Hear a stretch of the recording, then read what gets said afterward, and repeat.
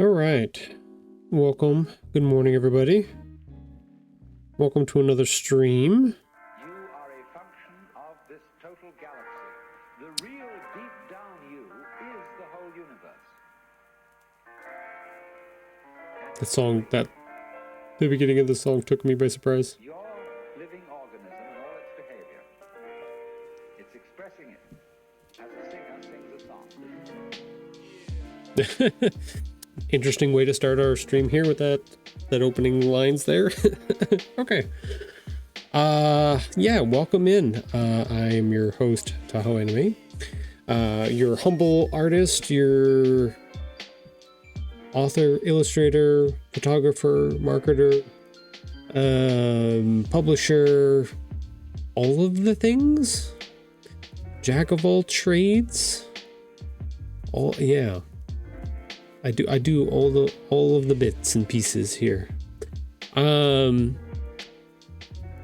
We are back working on getting our photos that I took this week color corrected, a little bit of adjustments on them and stuff like that. So we're gonna try to work on finishing some of that today and get things squared and looking nice and good is the plan. I also figured out how to put two double screens up here at one time so I can have two going at once. So yay, I don't have to flip back and forth as much between the two.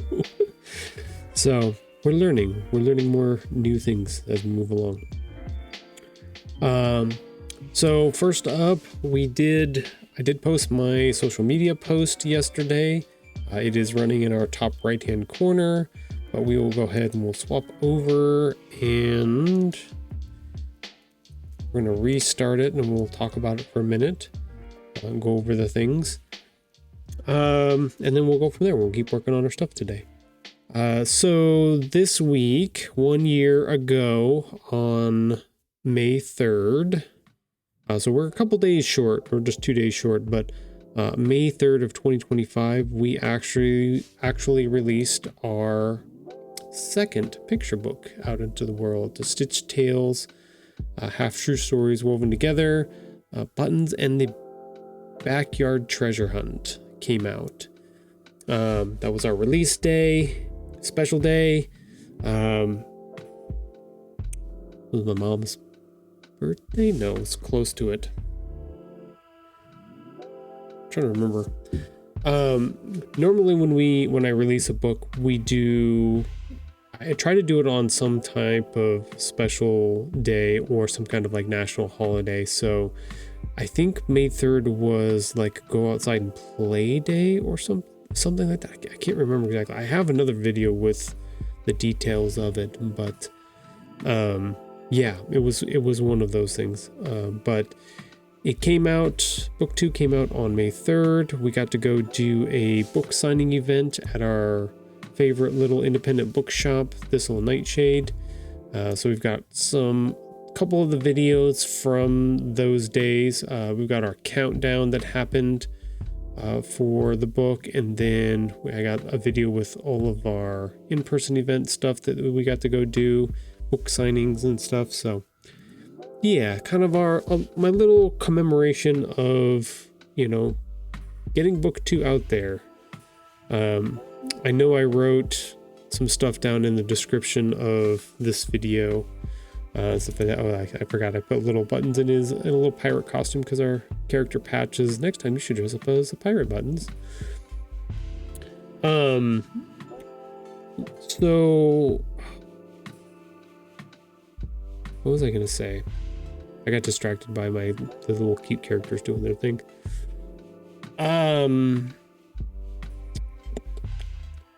That was our first like official launch party book event.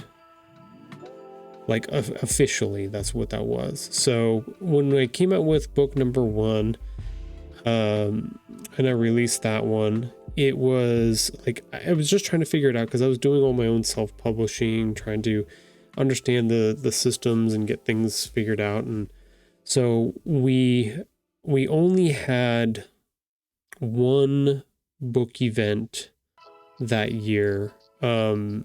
that we went to, and it was at our local Washoe County Library.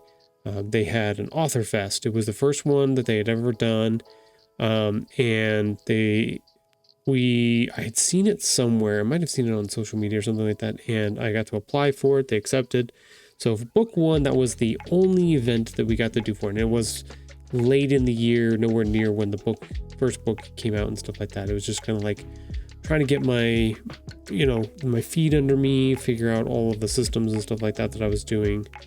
So when it came to the second year, it was like, no, let's do actual like launch book days and stuff like that. And we're going to do the similar thing with book number 3 coming up here. But yeah, that was our official first author signing for a book launching that we were doing. So it was very cool and very special that we got to go do.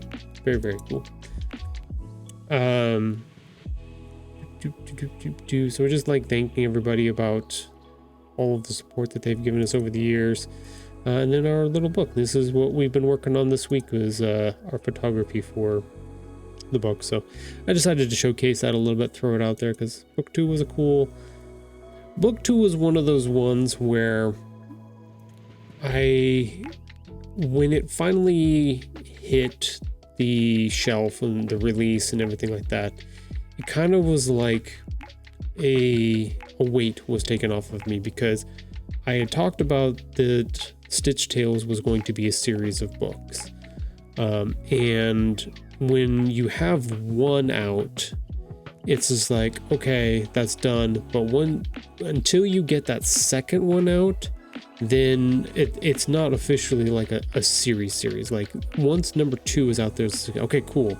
I was able to repeat what I had done with the first one. I have a product that's out there. They're connected to each other. Like all of those little pieces were really nice to have, that meant that I was moving along in the right direction. So it was a wild and weird like stepping stone to hit, because it was like I've done this once, but to have the second one hit and come out meant that I now understand the repeatability of this, and I'm not saying that I made it easier for myself, because like and if you got to watch any of the process for book 3, I struggled a little bit trying to remember all of the steps that I go through, because it takes me about a year to get all of these put out, to get each book put out. But yeah, no, it just kind of reaffirmed that I can do it, and that I should do it, and I should keep going, and that, yeah, all of that fun stuff. So it was cool. It's a good experience. And I want to celebrate some of those things. I put in my post as well, like I'm not very good. I'm good about celebrating other people's cool accomplishments and stuff like that. I am dog shit at celebrating my own accomplishments. Like I don't do it very well. I tend not to let other people do it for me in certain ways. So I'm trying to break part of that thinking by having these moments and being like, no, this is a thing that I accomplished and that is out in the world, and it deserves to be recognized that it got done, and that we had cool things that were associated with it, and to honor like the bookstore that allowed us to come and do our little event and stuff like that. So yeah, all of those things, those cool things. So that's our weekly video right there. It'll be running over in our right hand corner the whole time. Just a little extra thing for people to check out if they want to. We did, let's see, we are at 18% for our treat for our assistant Sora. I've updated with her photo here. She's lying down. This is if she's inside hanging out, she's most of the time like laying on the floor pretty close to me. So that is a very accurate photo of her. We've got about 5,400 points out of 30K so far. So if you do come by and watch the stream for a little bit and you gain some of our channel points, feel free to dump them in there. So that's where I can get her a treat. Or you can spend them on any of our other rewards that we have. Or if you have suggestions for things that we should add to the stream, feel free to let me know and I can think about it and work on maybe implementing some of that stuff. So that's the lowdown. Those are the things we've done. This is what we're going to be working on today. So let's go ahead and get started on that. Let's see if we can get, okay, that worked good. Select inverse. Let's go ahead. Saturation. Drop the saturation on that. I'm going to blow your mind. Uh-oh. It may or may not be a good thing. I don't know what's coming from Sunny. Okay, so we just did this adjustment. So you can tell on our background here, we've got a little bit of bleed of color that's coming in. We've got a little orangey, a little bluey. We also have the reflection from our book here. You can actually see a little bit of the green coming off here. So we want to clear, I've been clearing a bunch of that out, getting it to this stage, and then actually going over to here. We'll copy this. We'll put it on its own layer. Let's not put it there. Let's go edit. There should be a paste special in place. There we go. Oh, so close, so close. So we'll have to make a little adjustments to this.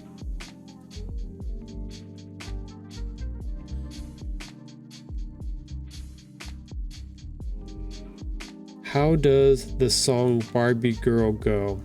How was there a reflection on the fabric? How does the Barbie song go? I'm a Barbie girl in a Barbie world. Made of plastic. It's fantastic.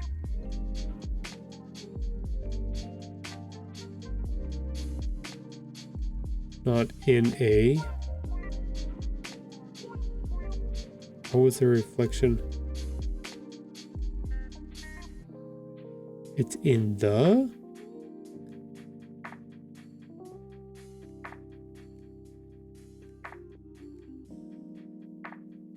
Wait, what's happening? How was there a reflection on the fabric? Not in a. It's in the.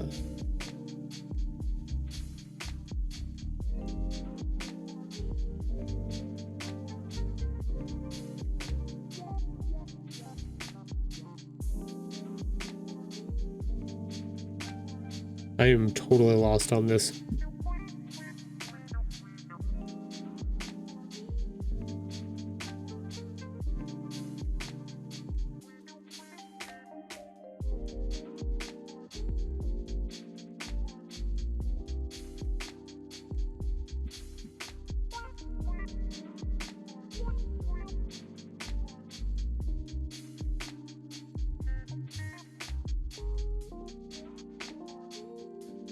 Waiting to see it.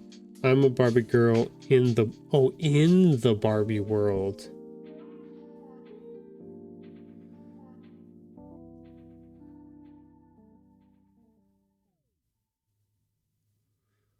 Is this like one of those Justin Timberlake things where it's gonna be May kind of thing, where it's a word that's kind of, or have people just like bypass that like most of their life?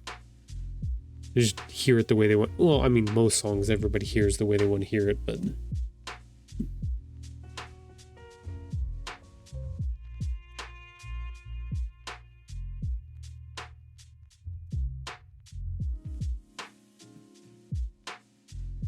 I'm a barbecue in the barbecue. Yeah. I'm made of plastic. It's fantastic. You can brush my hair. Undress me anywhere. I don't know. What is the reflection? How was there a reflection on the fabric? It's gonna.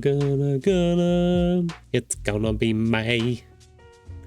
I love that interview that he did where he talked about that, and he's just like, he kept trying to enunciate May, and I think it was the producer, whoever was just like, no, you gotta say it like May. Like, I think he was Australian or something like that, and it wasn't because he was trying to be weird or anything like that. Is because he knew that kind of like the uncanny valley works for images, that there was a almost like a stim, right, that you could call upon, that people would pick up on, and it would make it popular, kind of idea. It was interesting.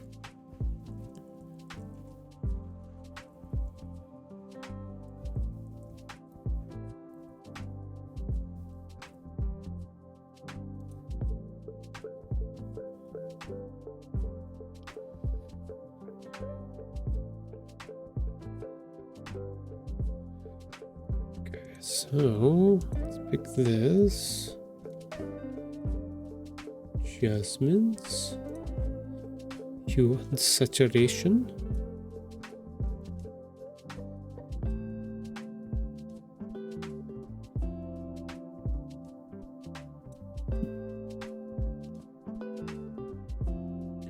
So we're gonna get kind of close with this color here. Let's go there. I think that's close enough. So what we did is we took out the color on the background of our image here, and we're not changing what's happening with the image. We're just putting back the color that was already kind of there. We're just kind of fauxing it in a little bit. We want to do a soft light on that, and we actually want to drop this down to like 40%, I think is what we were doing before.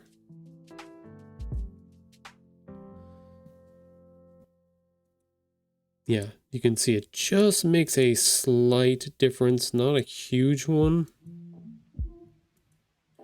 but it puts back that color that we just took out. So that's the huge part of it. Now we can work on, and I need to open up the third one. Where is that at?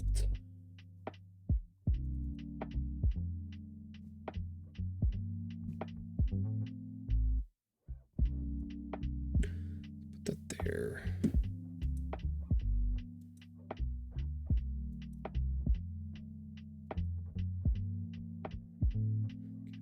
That one here. I'm gonna do some work on both of these. Okay, so the question is, which one do I like more? How you doing this morning, Sonny? How's work going? I'm assuming you're at work. Or you're off to work. We're doing pretty good. Do I want this bright white down here? Or do I want it more homogenized like this?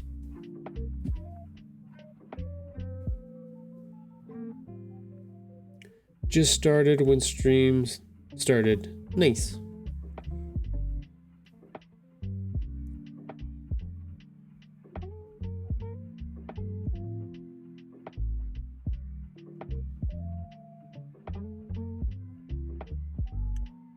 I can't tell. Do I like the right one better, or do we like the right one better or the left one? Which one should be our base here? We also have this one.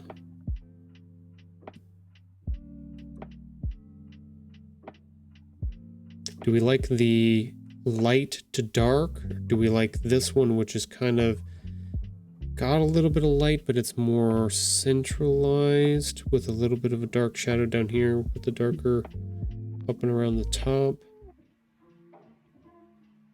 I'm looking at it on the stream where you guys are seeing it. Trying to decide which one pops more. I think the left one pops more.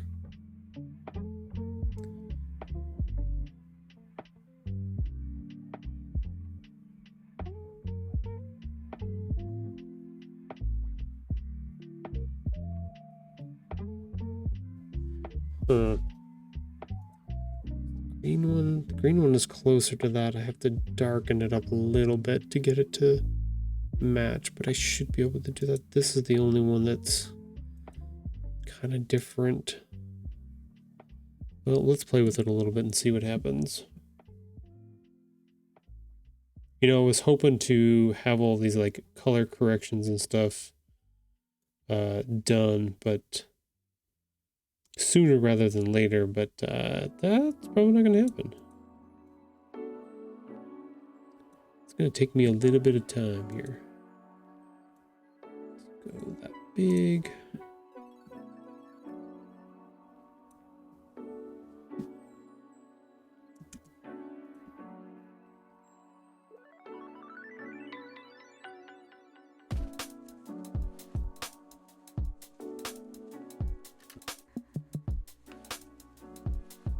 Here we go.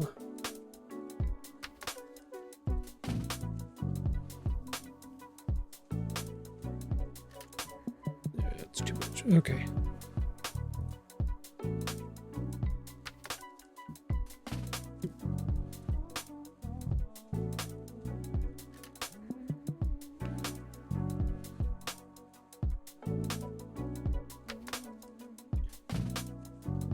Okay, we got that. I think that makes it, yeah, that makes them closer to each other. That was the burn tool. We want the dodge tool. We want to get rid of a little bit of this over here. Not a lot, but a little bit.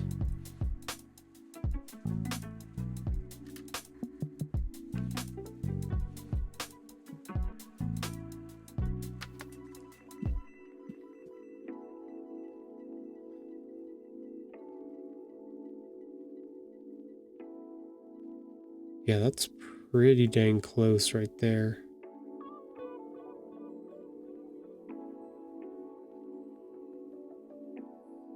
Yeah, I like that. Okay, cool.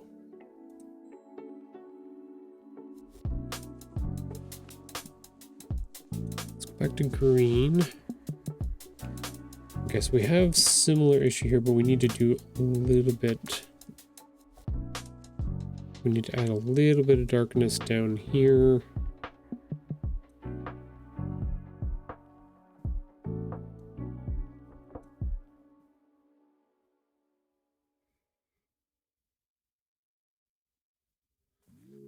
Okay, not bad.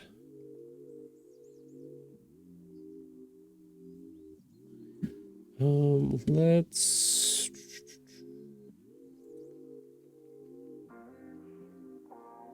select inverse. I don't want to play with any of the, so we're going to mask off this part. I don't want to darken up the book itself.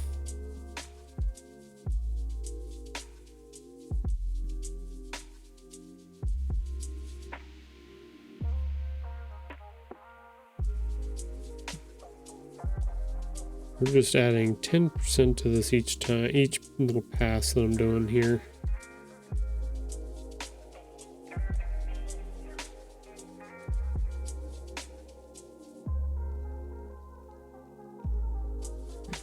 Okay, so that's doing midtones. Let's try highlights. No, shadows. Okay, that's better.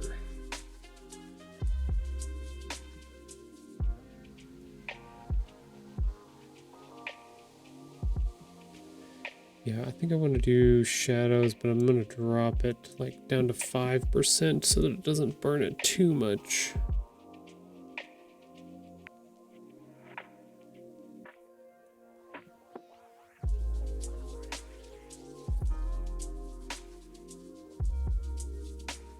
Let's go back to midtones. Let's add just a hair down here.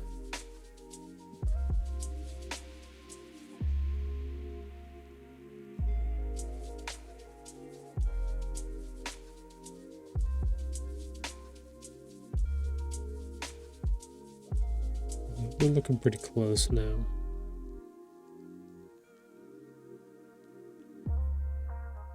Dark that comes down, goes into a little bit of light and a little bit of dark there.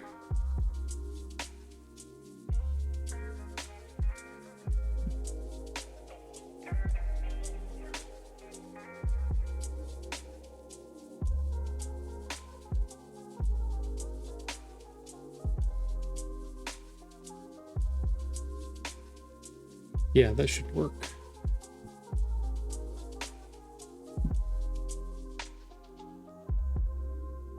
Shadows are good. Shadows are good. Here, a little color that we put in. Yeah. That should work for those ones.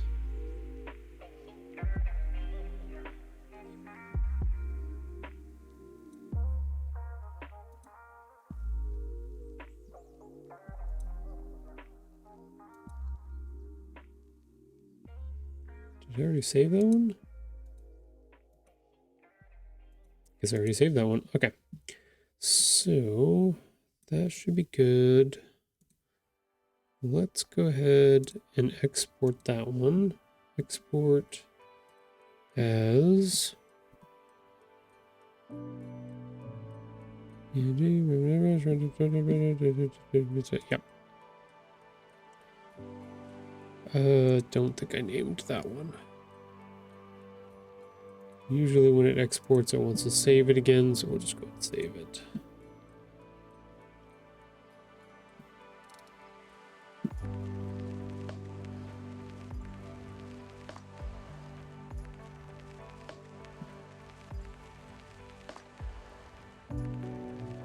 Wait a second, where did it put it?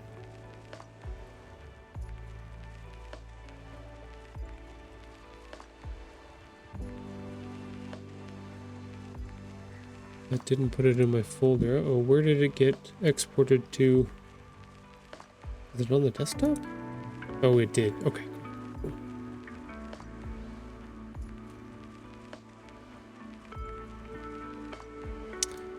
Let's put it here. Promo materials.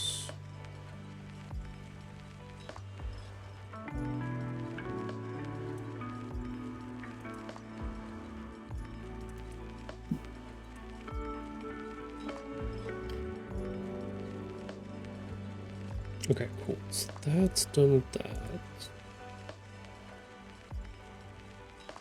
Let's... Oops, that's the wrong program.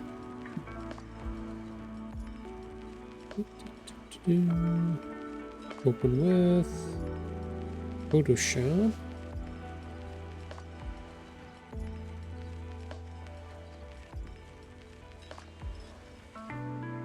Okay.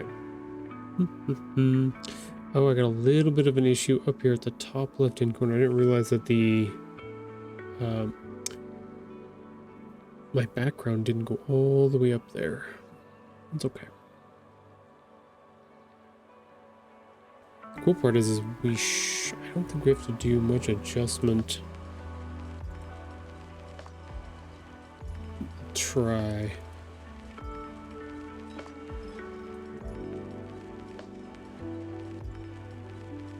Select inverse. We'll just keep doing the same thing. We'll keep taking out the color. We'll take out the saturation of that.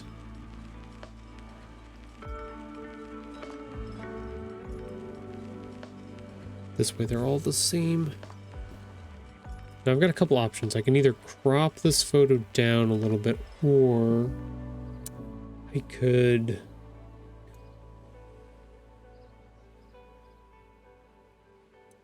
use the clone stamp tool. We'll see if we can patch this together a little bit. Don't know if it's going to work or not. Let's do soft round.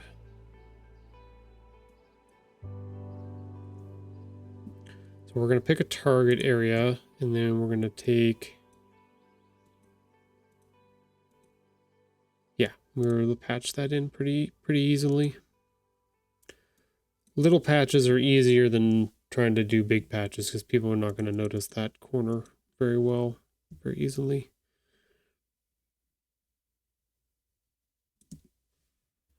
Yeah, so what the clone tool does, if you don't know, is it takes, like, if I choose this blue area, I can set the marker to start there, and then as I...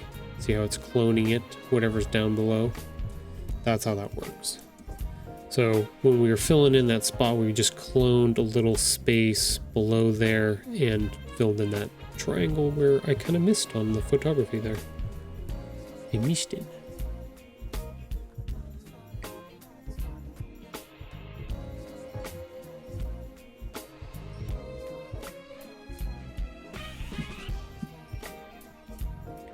Okay, so I want to do the dodge tool here.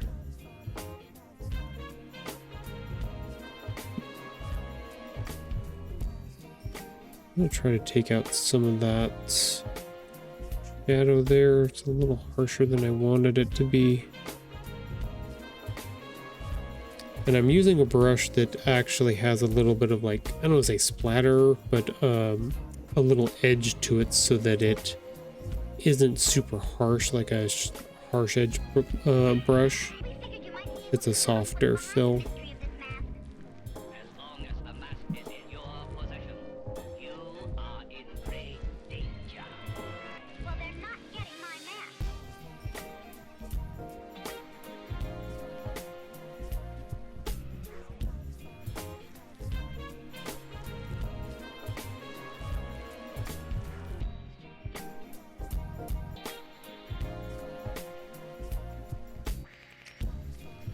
Yeah, something like that. I think our color on our books and stuff like that is pretty good. I could probably brighten up this book 1 a little bit. Book 2 got the brunt of 2 fill lights coming in on it, so it's definitely bright. Number 3 definitely got some light, but number 1, a little... It's not bad, but you definitely tell. It feels like something is... It's not as bright as the other 2. You can try to brighten it up a little bit.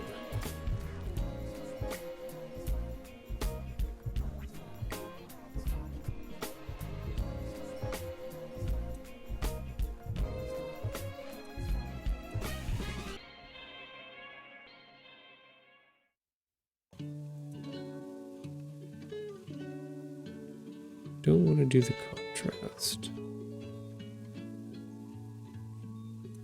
We do higher brightness but more contrast to change that.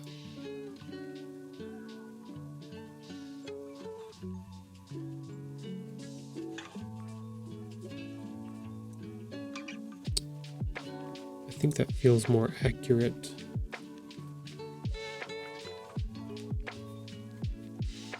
Yeah, there we go. So I'm trying to like match the luminosity of certain objects here. Trying to get the feel of how bright this is over here, and we can see like that's a pretty big difference with our brightness that we changed. It feels closer to that. That's about all I can do is I can get it close since I didn't have any measurements or reading tools to be able to make that work, but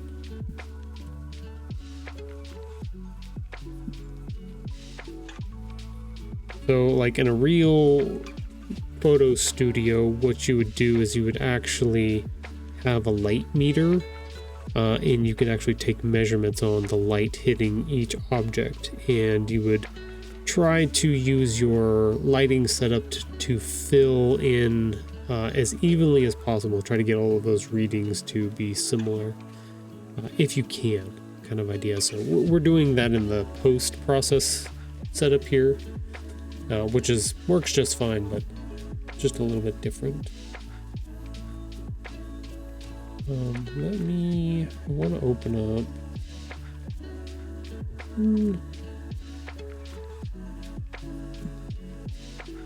This book number 3 is coming out. We're gonna put book number 3 over there while we're working on the ones on the right hand side.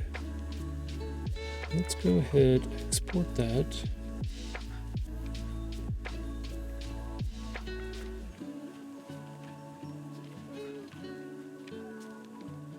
Is this going to give us... We choose a location. Let's go to just downloads because that's easier. Yeah. Cool.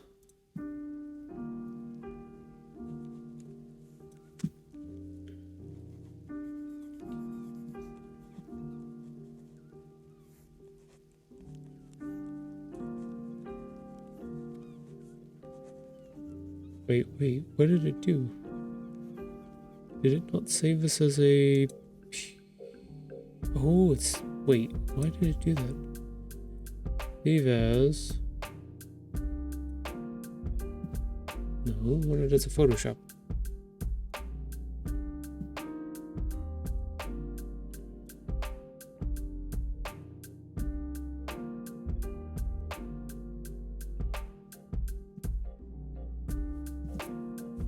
That was weird.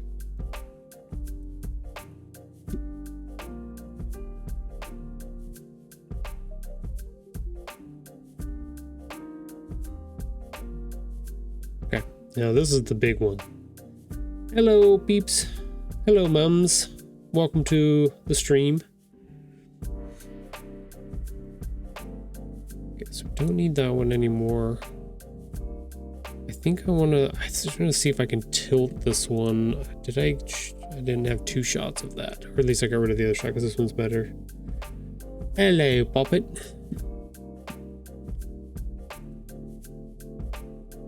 Let's see. Let's get rid of this background at the first because that's way too purple for what I want.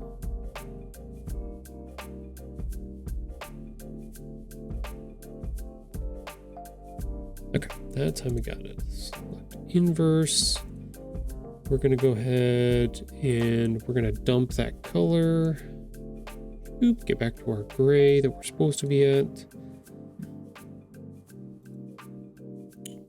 Perfect. Life has been holding me hostage. Help, lol. Which humble abode have you been at that's been keeping you hostage? The Great North location or the slightly, no, was I mid? Renegade? Ah, okay. Are you stuck in the basement still? Did they lock the door on you again? Gosh darn it. I'll call Renegade. I'll let her know. You let that mums out of there? Not very nice.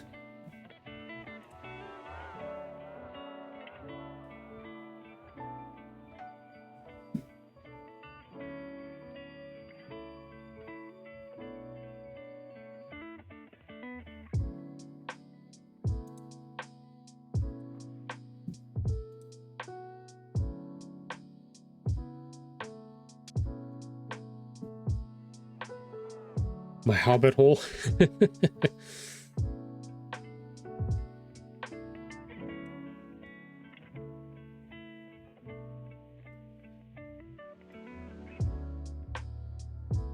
It's a happy place.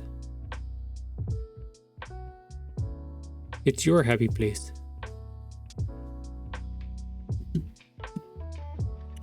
Well, besides your daughter trapping you in the basement, how are things going otherwise? Everything else going good?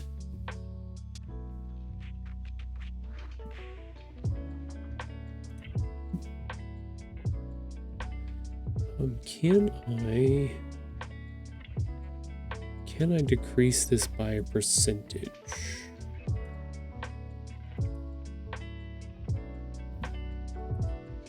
Meters, straighten, clear. I've been working on some D&D stuff for kiddos. Ooh, fun.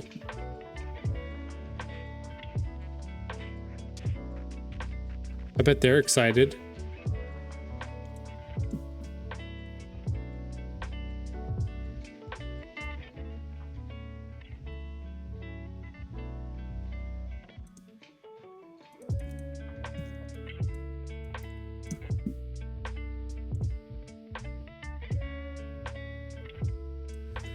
Also, tell your daughter to stop having to go to the hospital. I get worried every time I see her posts and pictures about it, and I'm like, God damn it! I even had to tell Alex, or no, I told Ghost Guy last week. I was like, hey, go check on Renegade and say hi to her and stuff like that, because she's been having a hard time lately, and she needs your support. And since you are Ghost management, you need to take care of your peoples, and so hopefully he sent her some good messages or some goodwill. So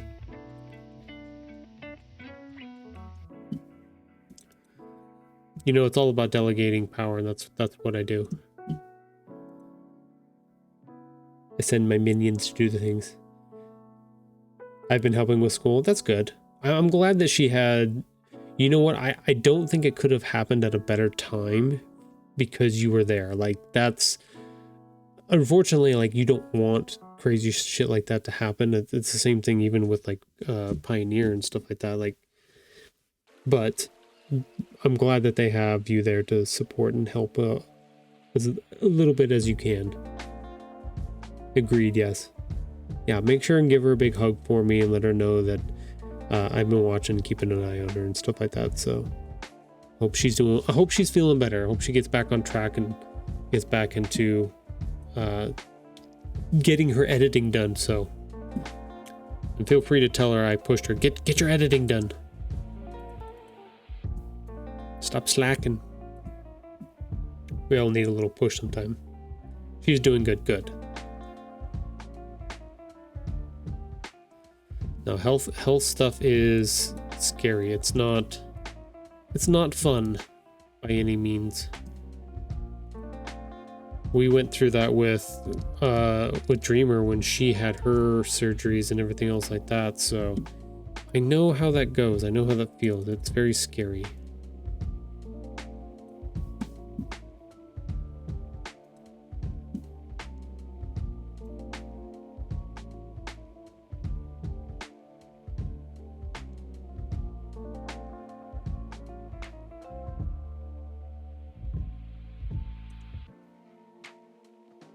Yeah, rough.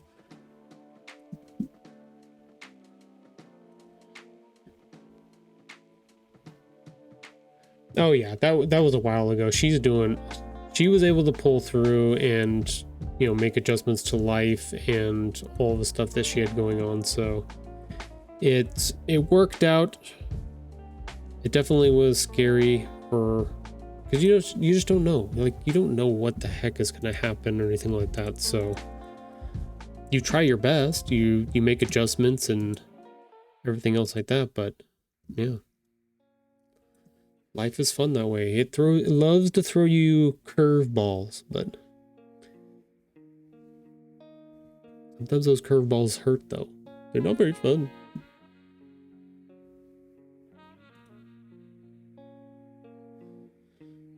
Okay, so I want to fix a little bit of our shadow problem here.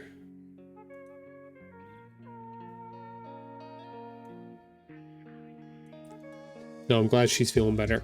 That's good.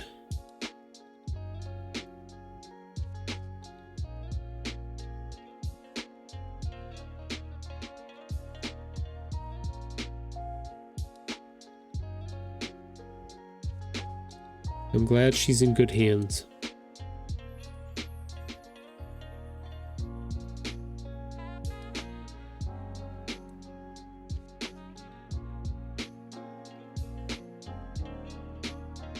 Lols. Facts.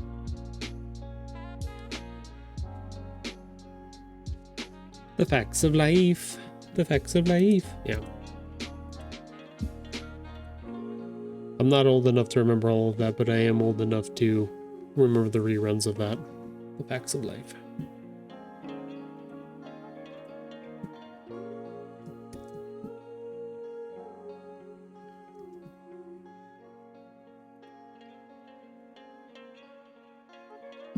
Brought over all the soft light stuff. Okay, cool.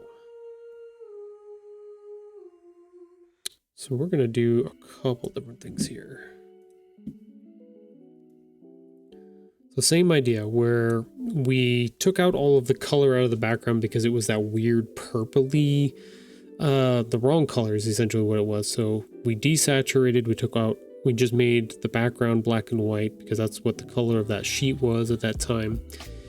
And it had what I would call color bleed, or reflective color that bounces off of the books back onto the sheet. So when we got rid of the saturation, now we have to go back and kind of, like, I don't want to say artificially put it back in, but you kind of have to what do they call that? back in the old school black and white film days where they would go back in and touch it all up with and then recolor. Oh, it was recolored. We have to recolor part of what we took out. It's essentially the same idea, same process. We just have better technology for it now.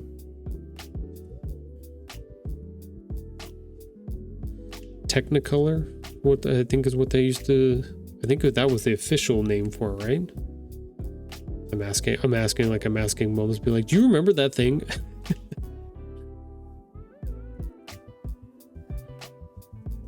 I remember the name. I'm pretty sure that was what that process was used for.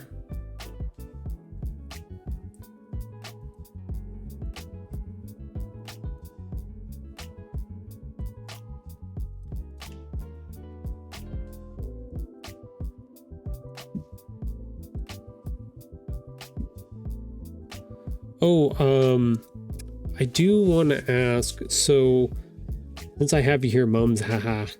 Yeah, they did it with film and photos. Yeah, okay, cool. I knew I was on the right track, and I'm pretty sure the name of it was Technicolor, is what they had called it, but I watched a lot of old black and white and then colored films back in my day. My mom loved those old ones. They were so much fun. I'd watch them with her. So if you don't mind, mums, if you could pass on a message for me to your lovely daughter. I have a brother-in-law that is working in the School of Journalism, and he's starting a little podcast and talking to authors, artists, professionals, like everybody across the spectrum, about how do I describe it? It's kind of, I'm not going to say it's a pop culture thing, because it's kind of a retrospect on media and how it's influenced your life and the stuff that you're working on and doing, and job, art, whatever it is, kind of thing. So it's kind of like a, how did pop culture influence your life and your work and stuff like that. And he's looking for guests to come on and be interviewed and talk about their life and stuff like that. I just did an episode with him last night that he's going to do post editing on and then put out there, coming probably closer to the end of this month, since we're in May. But he was asking me, he's like, if you know anybody else that would be interested in coming on and talking about their stuff that they work on or anything like that, let me know. And I said, oh, I know a couple people. I know Inverness Shadow, because she's a fantastic photographer. So he got connected with her, and he's going to do an interview with her. And he's like, do you know anybody else? I was like, oh, I could throw out Renegade's name. She might be interested in coming and talking and doing a podcast, because I've learned of recently that doing podcasts like that, or doing more stuff, can help boost your book sales and your presence and stuff like that. So I thought maybe that might be something she might be interested in. So yeah, maybe throw it out to her, be like, hey, Tahoe has a friend, brother-in-law. His brother-in-law is doing a podcast and is interested in interviewing you. Would that be cool? And just throw it out there and see if she'd be interested, and then she can message me on Discord if she'd like. We can set it up. I can do the introductions. Sometimes Bryce is in here. He's not in here this morning yet, but yeah, sometimes he's in here for the streams.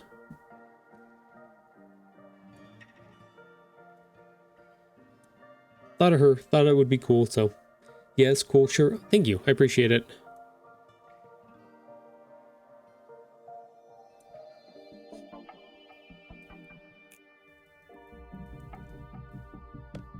Yeah, I was gonna message her and stuff like that once we got closer to I got closer to my brother-in-law actually wanting to invite more people on and get the context. So I was like, when you got in here, I was just like, I'll float this out to Mums, and then she could let Renegade know that that's kind of what we're doing, what I'm messing with a little bit, and that she can may expect a message or in a like a get to know thing, so that I can connect those two together and they can talk. So she was thinking about that stuff before her health thing hit. Oh, okay, cool. Yeah, it's a thing. I've been lucky enough to be able to work with a group of authors and stuff like that in my area, and we have meetings once a month. And that was one of the topics that they brought up, is like, yeah, go do podcasts and stuff like that, because people want to hear you talk about, all of the things, how you got to where you are, what you've been doing, all those things. So, and it's good presence to be out there. So, yeah.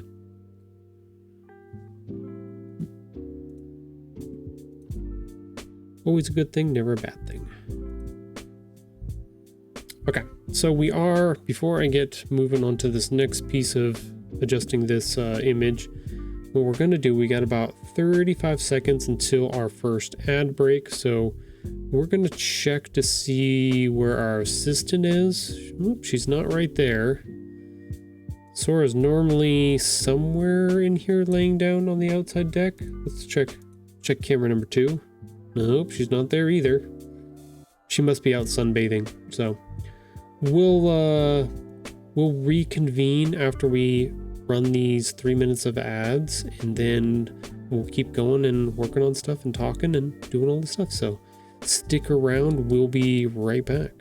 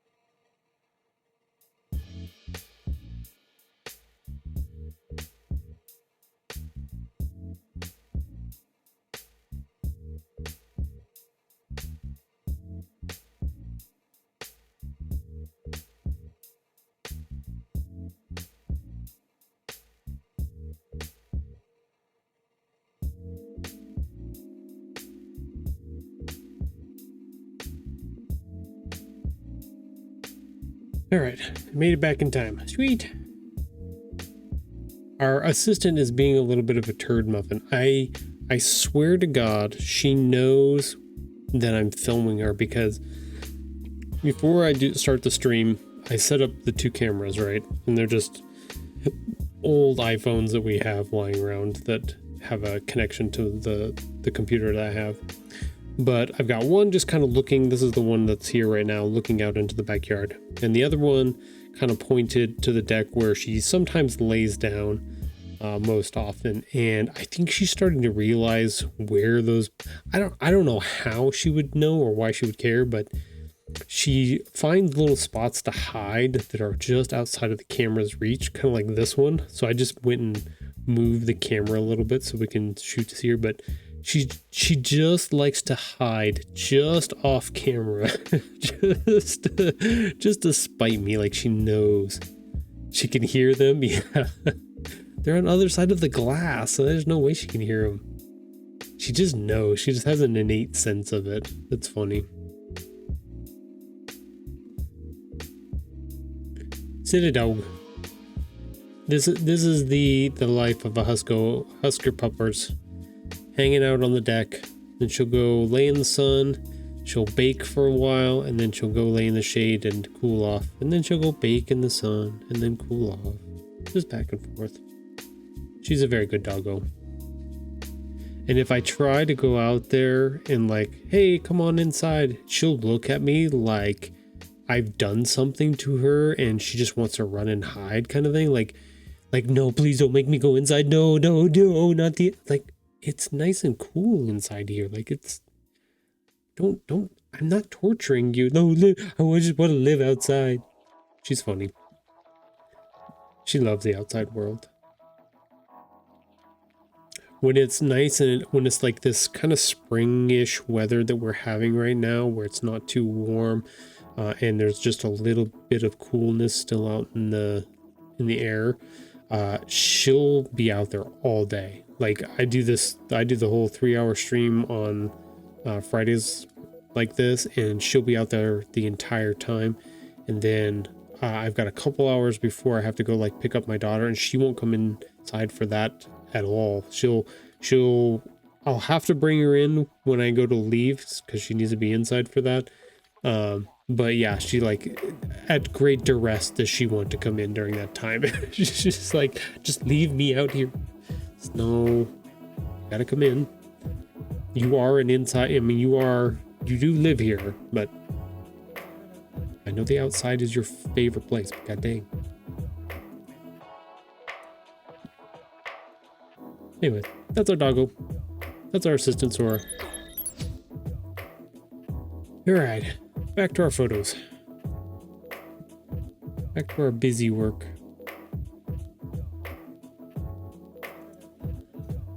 Alright, so we need to change this to an orange color. So let's go ahead and cancel that, but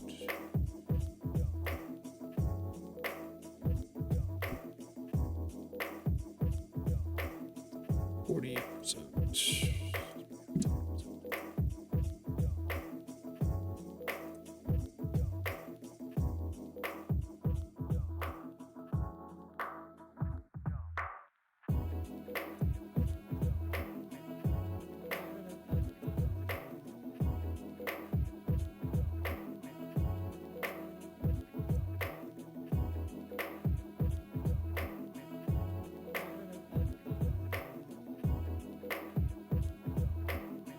That would probably be close enough. Just boost the saturation for now. That should work. Okay, so we should be able to set this to soft light. Drop it down to that 40% again. Should be good. That doesn't have anything on it. Yeah, just a little bit of the color back that we took out. Perfect. Let's go ahead and save that. Yep, Photoshop.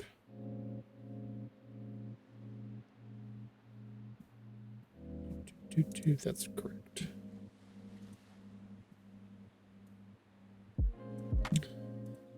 We'll go ahead and we'll export that one as well, so then we can use it for different things. Let's see, export as.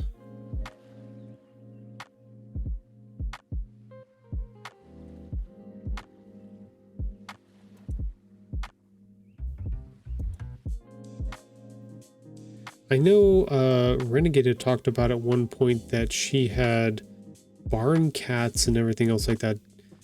Do they still have their doggo as well? The barn cats came with the barn. I remember that. I remember that part of the story, but.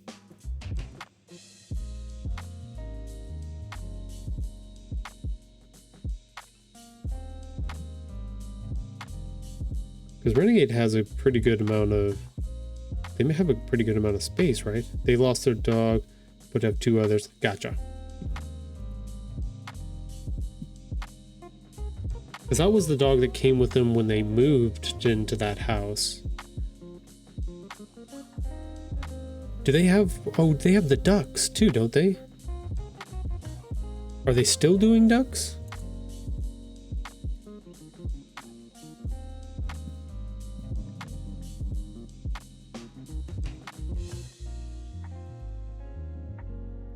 Yes, ducks and chickens. Okay, cool. I thought so. I was just like, I swear. It's not I always think of like Renegade's house as a farm, but not a farm. It's like mini, because like they have land and they have all those animals and stuff like that, but they technically are not like a farm. And many meows, indoor and outdoor. Yeah, the barn cats fascinated me. Those seem fun. Fun to me, at least.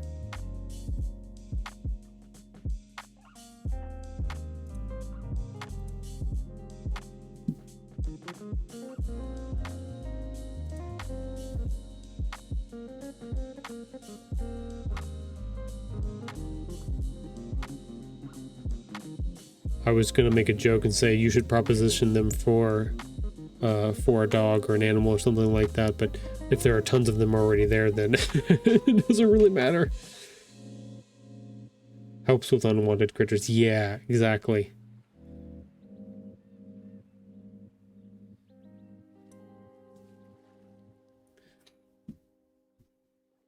Nature's way of getting rid of the pests.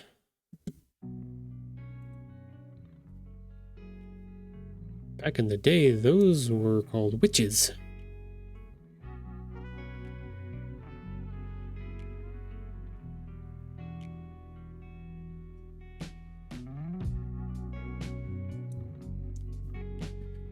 Let's see, because they kept surviving the plague, because they had cats. There we go. That's better cropped. There are two cats that follow me around. Aww.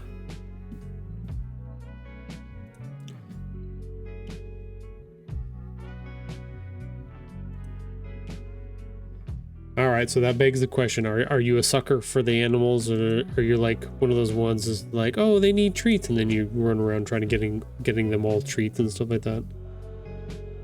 My wife's grandmother is like that, and anytime she goes to somebody's house, she finds the animals and is like, oh, they need treats, and just like she just has to give them stuff. It's cute.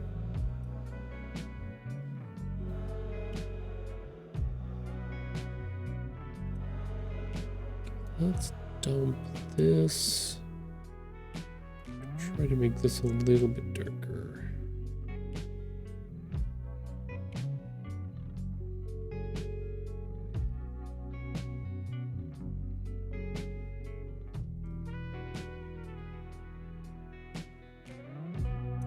Like that. I love them, but not a goody nut. That's kind of the way I am with animals. Is like I love animals, but I'm not going to impose myself onto them in any way, shape, or form. If they want to come hang out, or explore and find out me, or play around and stuff like that, I'm more than happy to do all of that stuff. But like little dogs and stuff that jump all over you. I'm like, nope, don't like that. And if any like cats or whatever don't want to have anything to do with you, I'm okay with this. It's like, no, I'll respect your space. You're cool. We don't have to do any of the things.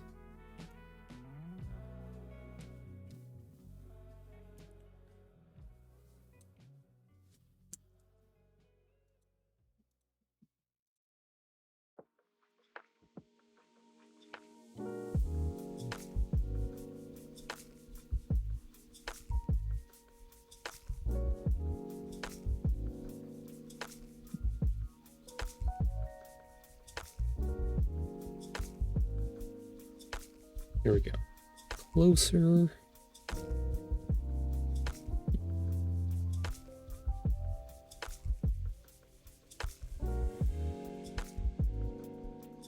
I think I went a little too dark on that. A little overboard.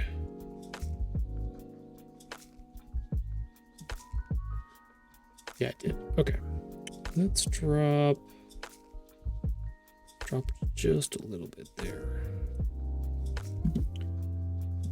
Let's darken this bottom up just a tad. Too much again. Let's do one pass. Let's do two passes.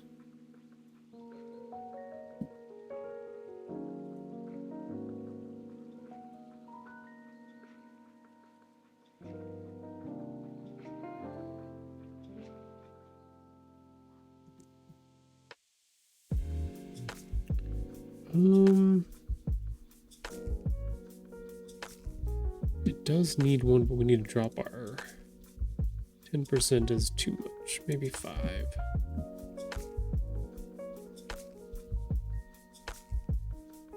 Yeah, there we go. Closer.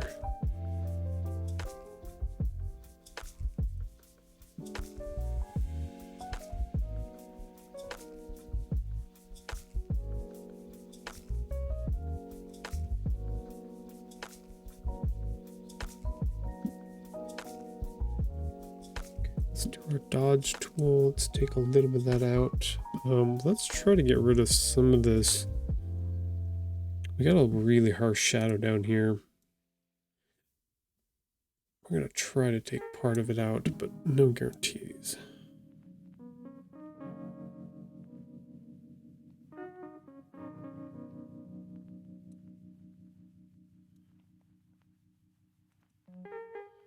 Like, we don't want to get rid of it completely. We just want to neutralize it a little bit.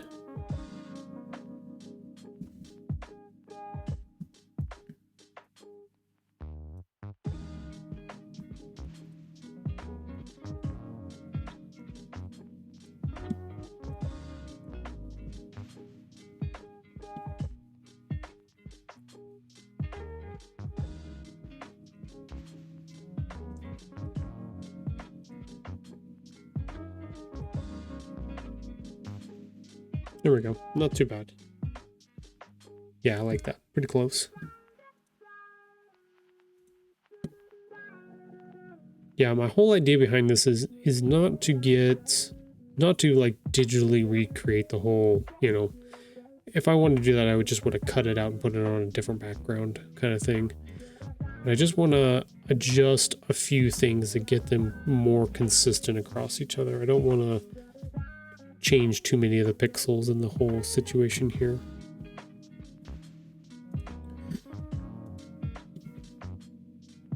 Small enhancements, micro adjustments, if you please.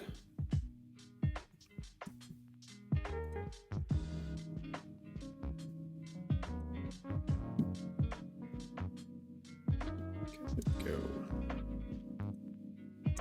Like that.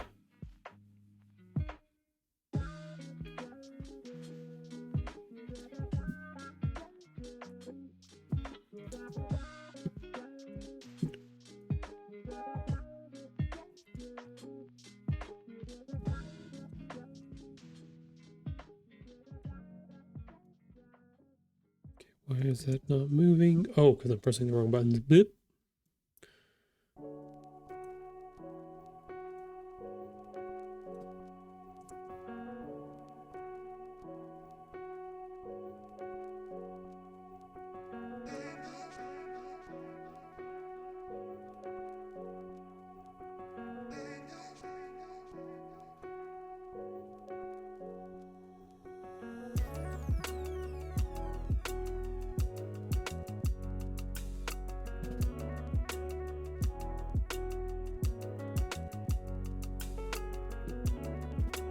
Let's see, let's confirm that at the moment. Let's go back to normal 100%. I want to see the angle is not right that I want off of this.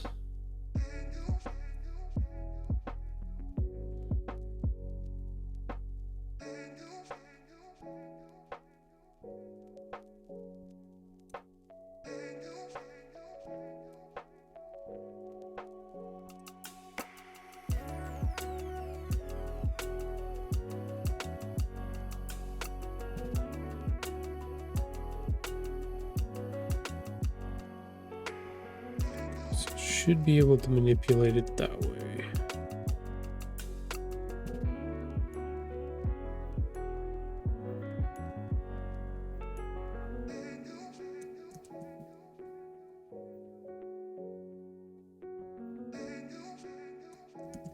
It's not really going the direction I want it to go.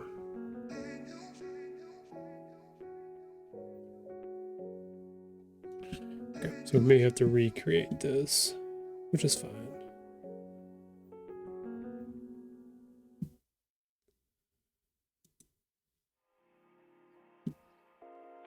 Let's go ahead and get rid of that for the moment.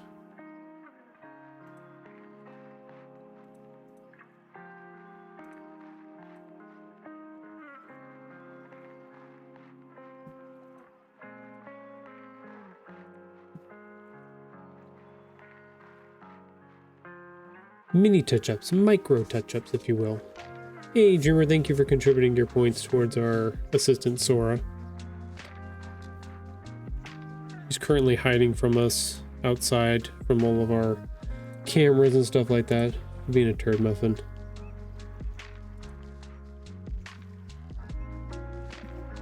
Such is her will.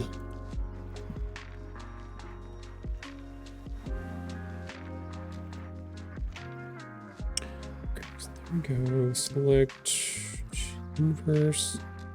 Okay, so now we should be able to go to this layer. Should be able to get our brush.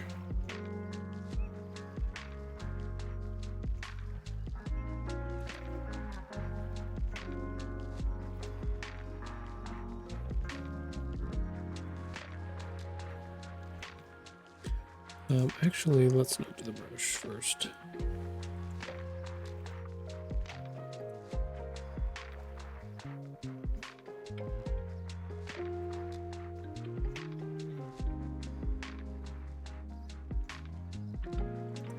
Let's do...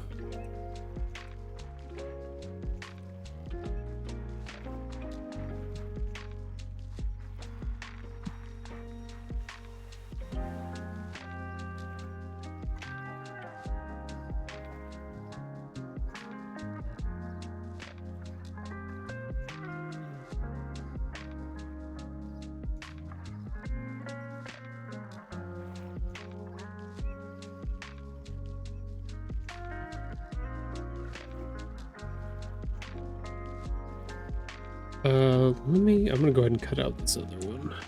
We're not gonna need it. We'll just duplicate the other one across. We'll just work on one at a time. That's fine.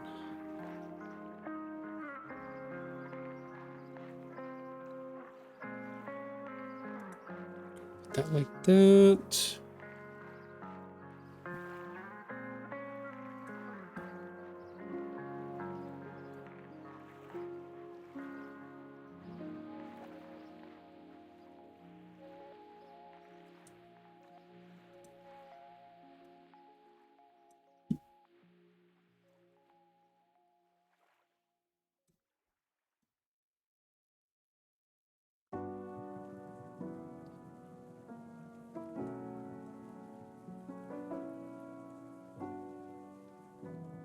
Yeah, something like that.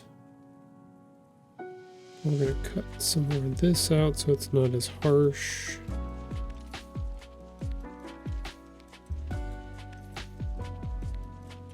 Same thing here. We're gonna soften that out a little bit. We don't want it to flood too much. We just want to give it a little bit of a... Not up here. It's too much.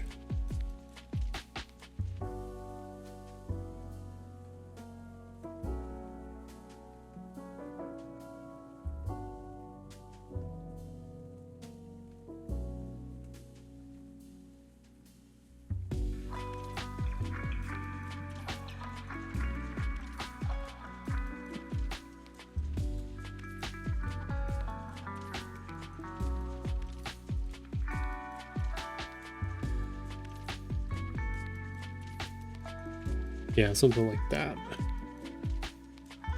Sword Turd Muffin. Yeah, that's her new nickname. Sword the Turd Muffin.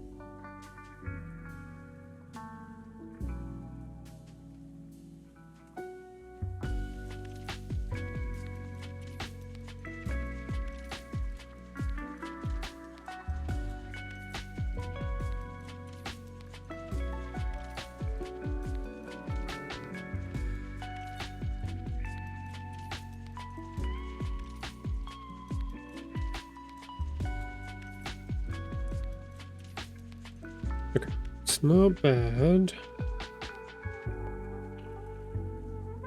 Might need a little bit of a kick here. Overshot just a little bit. Angle is not quite right the way I feel like it should be. It's a mums. Yes, it is a mums.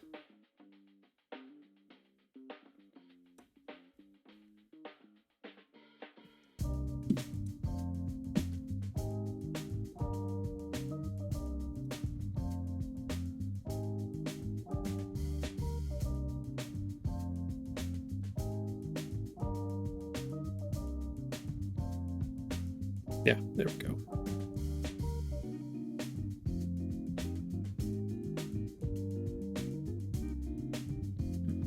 Sweet. Okay, so we should be able to copy. Can we paste it? I probably need to put this on a new layer. Oh, it did it on its own layer. Sweet. Didn't have to worry about that.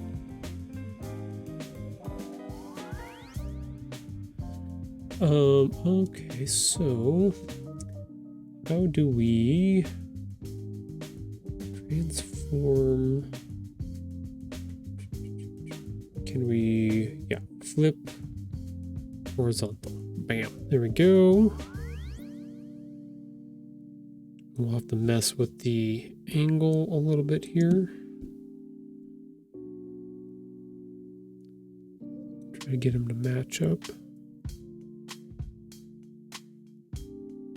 Just a little bit.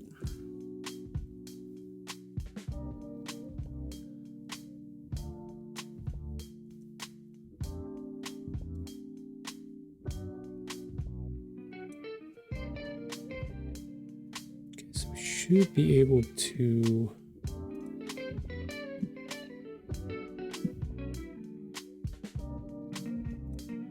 change that to the green now.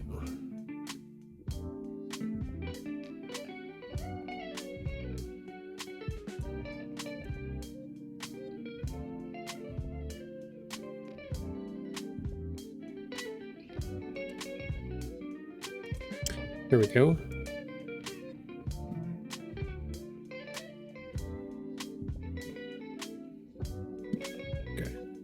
something else. Let's get rid of this one because that one doesn't work as well.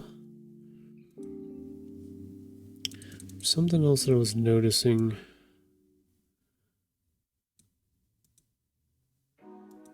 Oh, I went way too far.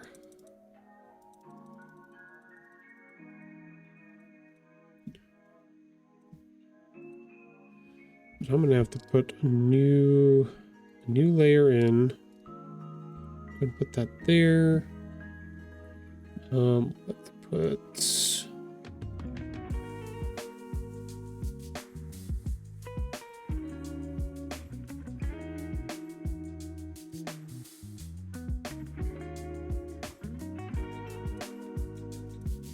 There we go.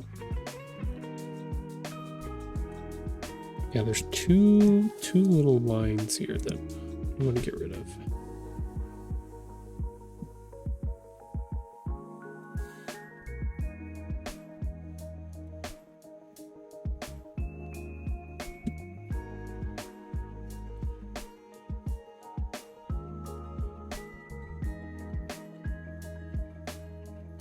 I don't know where those came from, but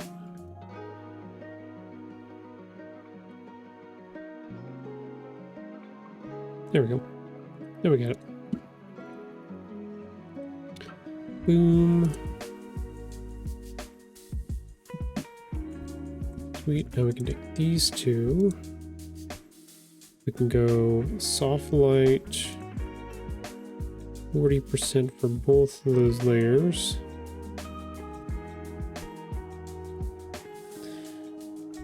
There we go.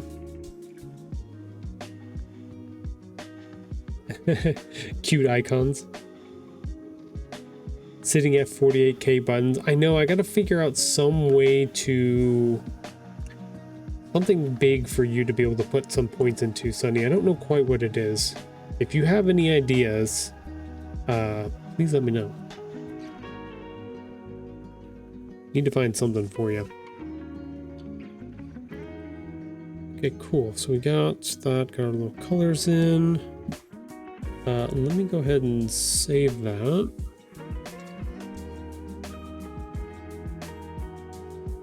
Sweet. One other little thing I want to adjust. So when I did this little photo shoot, the books wouldn't stand completely straight up and down. So I had to put a little bit of a shim underneath this back right-hand corner. So we're gonna try to see if we can take part of that out, because that's pretty bright white. We should be able to use our clone tool to do it with, theoretically.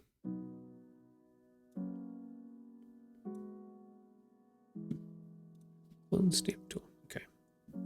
Well, let's hope it goes well.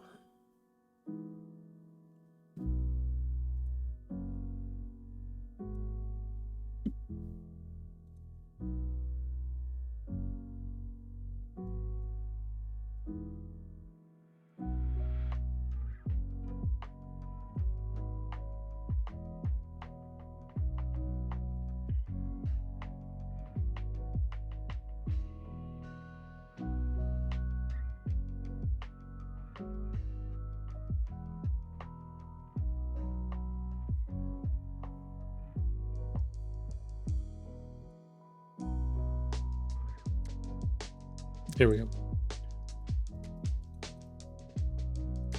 We just take out little inconsistencies right there. 100K points, Tahoe TriStar Citizen. Dreamer, I'm gonna need a raise in my allowance to be able to afford Star Citizen. I need a big raise in my allowance. Big.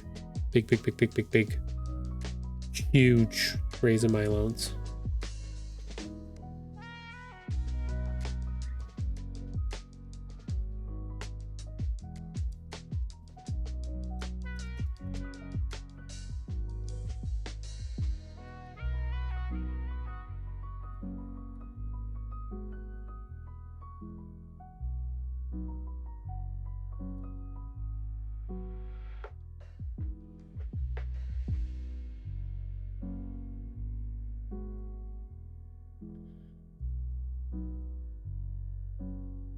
Still feels off by a little bit, like there's a little bit of darkness that needs to go in over there. Let's see, where's our burn tool? Burn tool, we want to go really small.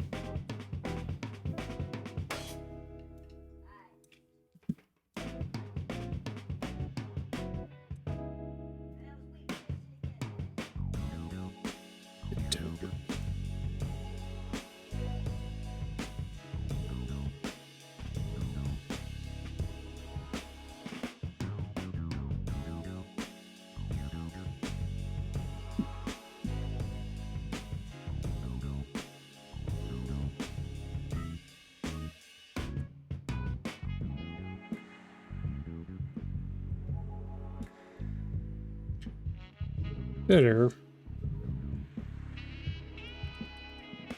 make this a little bit bigger so we get a little bit more.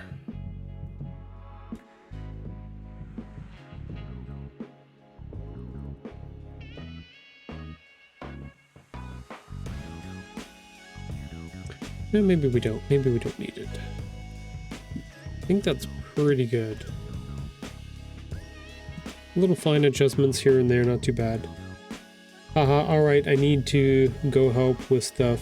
Fun chillin'. I'll DM you about an art idea later, sir. Sounds good. Yeah, anytime. I'm here. Thank you, mums. Have a good afternoon. Tell the family I said hi.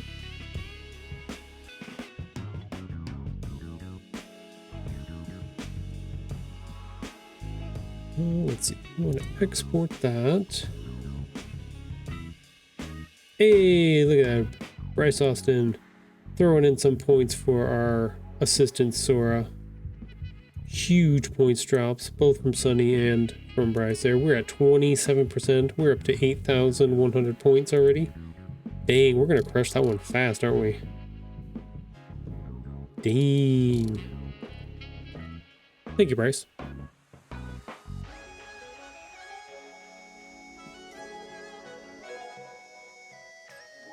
Let's see. Export, yes.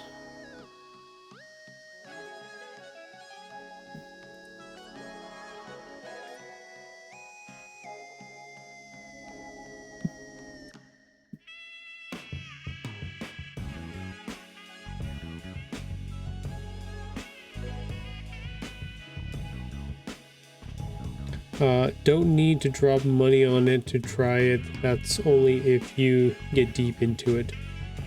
Okay, so is it available on Mac? That would be the next question. Can I run it on my Mac, or do I need a PC for it? Because I'm pretty sure that's PC only, right? That's where the kicker would come in.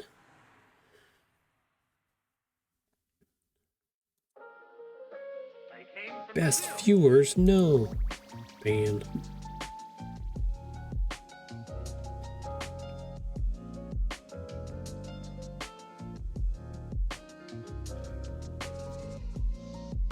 Okay, so I'm gonna bring this up again. That one's good. Yeah, save that. Open with. Should be able to open up again, right? Yeah. So you can see the difference between our post and pre-processing going on here. This is what it looked like before. We did some adjustments with the tilt a little bit. We had to tilt it a little bit to the left because it was leaning to the right, just a hair. So a little bit of cropping and rotation that involved. And then getting our colors a little bit closer to what they are with the rest of our photo pictures and stuff like that. But yeah, you can definitely see the huge changes that happened on this one. Very drastically different. But I like this presence much better. I even these ones that I did where I didn't have to do as much processing, the darker gray toned background really then makes these covers and stuff really pop, these photos. So I like that. I like it. Make the colors really pop. Yes, I did Italian hands with that. I am Italian. Italiano.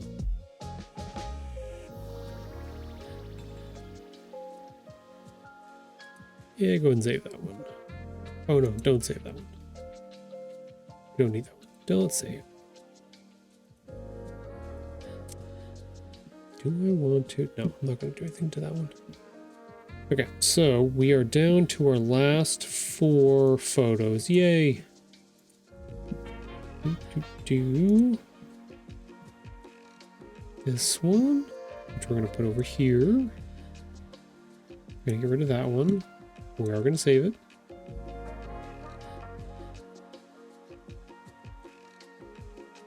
This one's interesting because we do have a little bit of orange, blue, and a little bit of green reflection going on down here. That's interesting.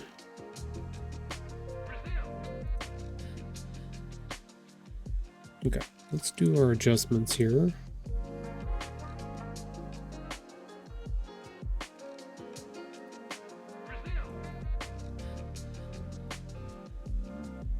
Select inverse,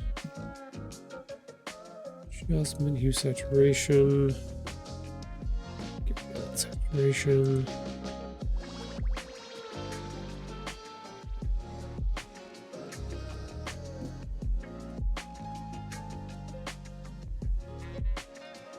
Yeah, this one's a hard one because I could try to take, so we've got a little bit of an issue where if you look over on the left side, we have a bigger gap between the edge and this book number 1 at the bottom than we do at the top. So the book is a little bit slanted. But over on the right hand side, we don't have that problem. Now the book is mismilled a little bit and we've got a little bit of a bow in it. That just happens. So the question is, do I try to adjust the whole photo, rotate it just a little bit to make up for that difference, or do I just leave it as is and call it good? Can only be played on PC and Linux. Okay, that's what I thought. I've tried to run emulators on my Mac and stuff before. They just don't freaking work. They're terrible. Even their native Rosetta thingamajig that they have on Mac that they're sort of like, oh yeah, it's like it just doesn't do what I want it to do. I want that stability and stuff, but it can't give it to me. None of them have ever worked. Any of the programs that I've used or tried to use that would allow me to play PC games. So I have to. It's not. Is it on Steam at all? Funny. Is that where you play it through the Steam client, or does it have its own? Because I know there are a lot of games that just run natively on their own.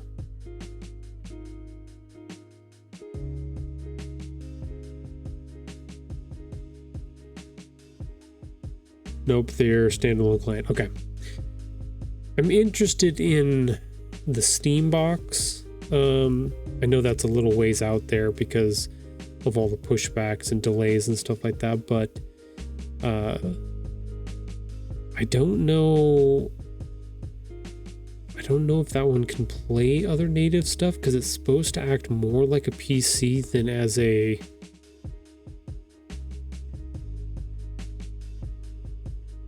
game console by itself, a standalone Steam unit. I don't know. I always get into the weeds a little bit with the PC games and stuff like that because they always sound fun and I want to try stuff. Yeah, that would be interesting, right? Well, that was the interesting thing about that concept that when they showed that little Steam box was that it had an OS, an operating system, and everything on it. So it's like, well, could I run Photoshop on it? Can I run, Adobe thing? Like, what else? Is it a mini PC that essentially then? So like questions like that couldn't be answered at the time that I was asking them because that announcement had just come out. So who knows? But I think the days of having an all-in-one kind of thing for me, I don't know. like, I don't mind the idea of the PC stuff, but the constant update with drivers and everything else is annoying to me. Every time my kids are just like, yeah, they're gonna go play a game, and they're like, oh, we gotta update XYZ and blah blah blah. It's like, oh, that sounds like painful, and it never is. It's always fast and whatever. But I don't know. I think Alex and I were talking about this last time. As much as like Xbox and PlayStation, those consoles are limited in what they can do, it's almost comes at the benefit of being a dedicated system. So then you can do a little bit more because everything is optimized for the thing that you're doing. Whereas like a PC has so many other features in it that are doing things, and you know, I run into that on my Mac constantly. It's why we have issues with OBS and stuff sometimes, is because it decides, oh, I want to do this thing in the background. It's just like, oh, now I'm completely bogged down because you're doing something that I don't want you to do, and it's not fitting towards what I've got going on, kind of thing. So I don't know. It's a quick update and restart usually. Yeah. I don't know. The PC gaming sphere is kind of weird. When I was talking to Dreamer about this the other day, the Xbox used to be really cool. It used to be our main staple in our house for watching TV, movies, games. Like, we do all this stuff. It was awesome because it had all those features.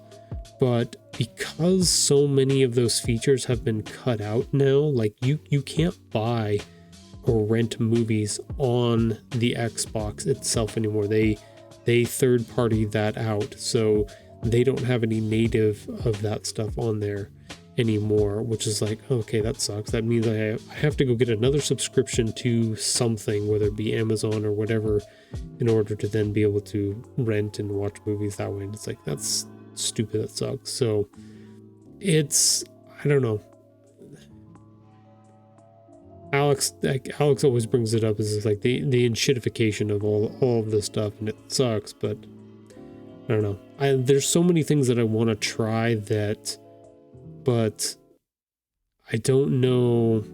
It seems like I have to buy a device for every little thing I want to do, or if I want to go watch something, it's on some weird platform that nobody knows about. That it's like they've pieced it out too far, essentially, is what they've done. The high seas. Yeah. They've parted it out far beyond what I would like.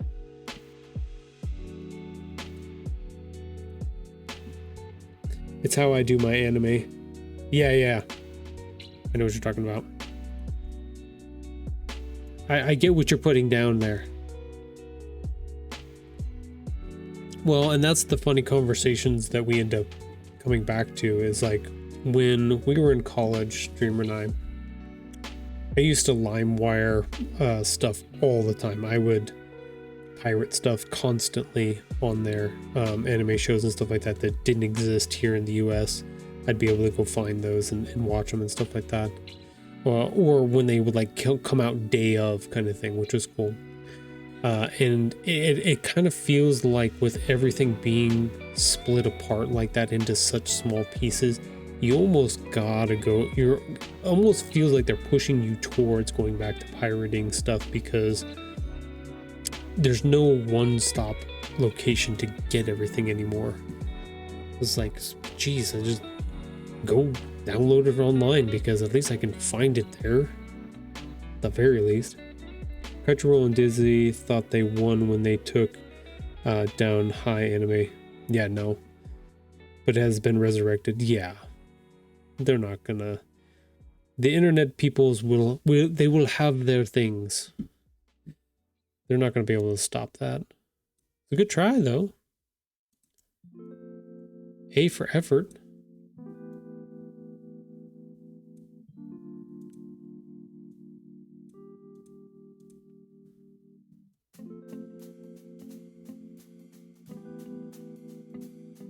I going the wrong way? That's burn tool.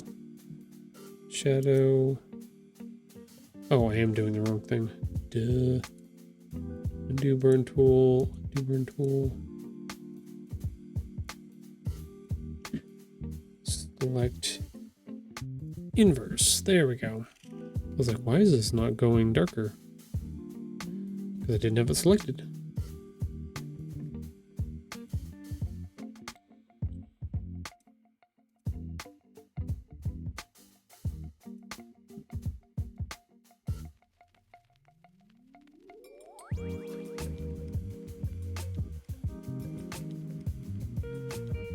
Just let us watch the things we want to watch. It's not that hard. I don't like this model of you will own nothing when buying a game thing they've got going now. Yeah, it's gonna be interesting now that legislation and stuff, or the whatever they were doing in Europe with the games, where they essentially were trying to pass law, trying to get them to recognize that games shouldn't be Koimon says big stretch. Hey, thank you, Koimon. Thank you for the big stretch. Oh my god! Ooh, I popped all my knuckles. Holy smokes! Oh my gosh! Ugh. You know you're old when everything pops just right off the bat. Oh my god! Ugh. I'm getting far too old.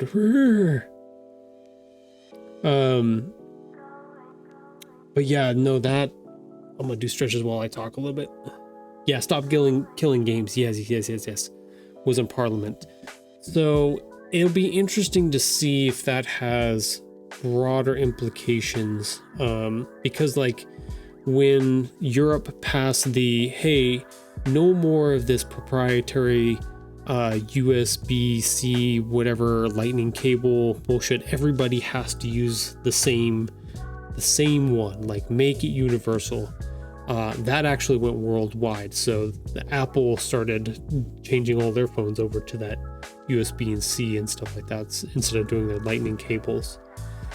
So it has the potential to make a difference with that. So then we actually can have a piece of the pie with these games and stuff like that, rather than just them disappearing off of the face of the earth. And I think that's the concern, like you were talking about. It was like they can take the games away from you at any time, even though you've paid for them. But with that legislation, then there's a possibility that they have to, like, if they're going to not support the server, then they have to give you the code, the source code for the game, so then you can like figure out a way to run it yourself, or communities can do it, or whatever it is. So it's interesting. They were sly about it to the point that it's in no you paid to be given permission to play. Yeah, that was a slippery slope that we've been in for a number of years.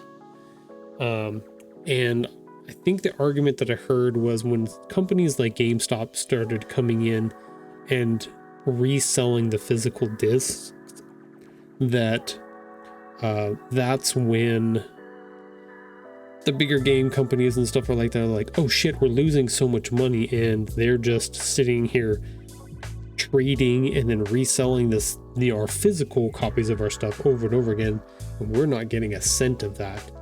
Let's just move everything to this digital format, and then we have full control over it. So it's like, shady shenanigans. Wins once again. God damn it. So it'll be interesting to see what they come up with and how the broader system gets affected by that.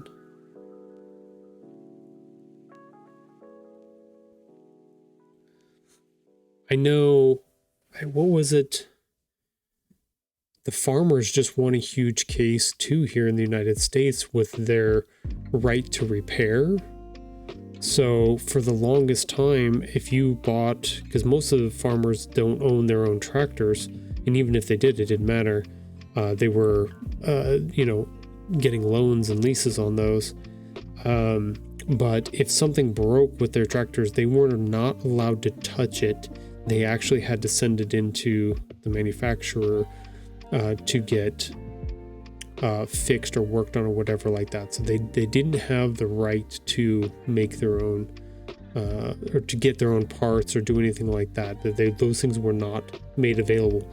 So essentially then what the manufacturers companies would do, they would jack the prices up, because since they had cornered you into only having to use their service repair centers and stuff like that, it was a supply and demand kind of thing, right? So they controlled the supply and the demand, so they could price it however they want, and they did lose that case. So they have to give people the right to be able to, the things that they purchase, that they essentially have the right to repair and own and do their things. So there's a lot of weird like overlap with some of that stuff that may be in the pipeline kind of thing.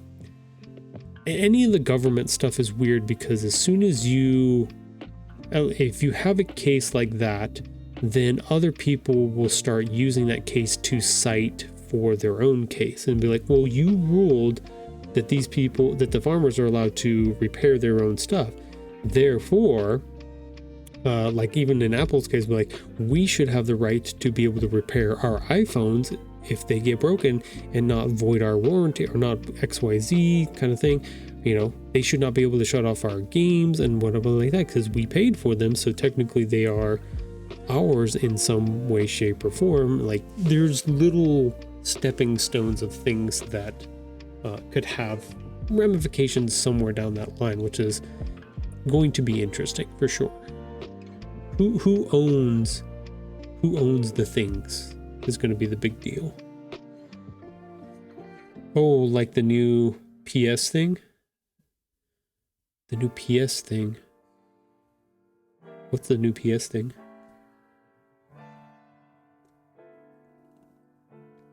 Is there a PlayStation thing that's happening that I don't quite know about?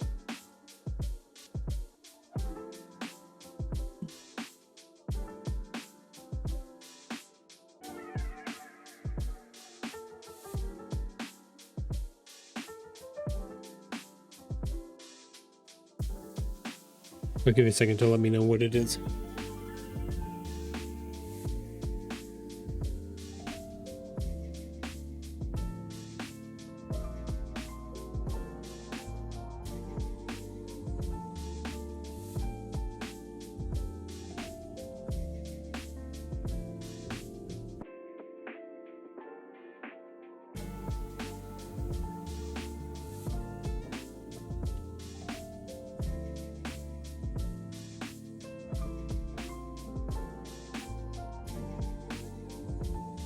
If you have not, oh yes, okay, yeah.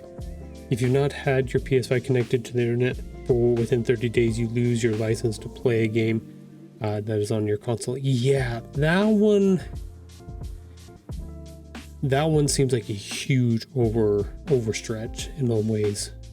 I don't understand that one at all, because if you don't physically have the information on a disc anymore, because those are just license keys, then the disc doesn't do anything either, right?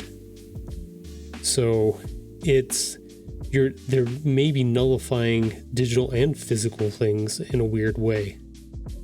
Yeah, that one seems, it's kind of like when Xbox tried to do that, and before the last generation of consoles came out, and everybody like, dude, this is dumb, and then they had to walk it back. But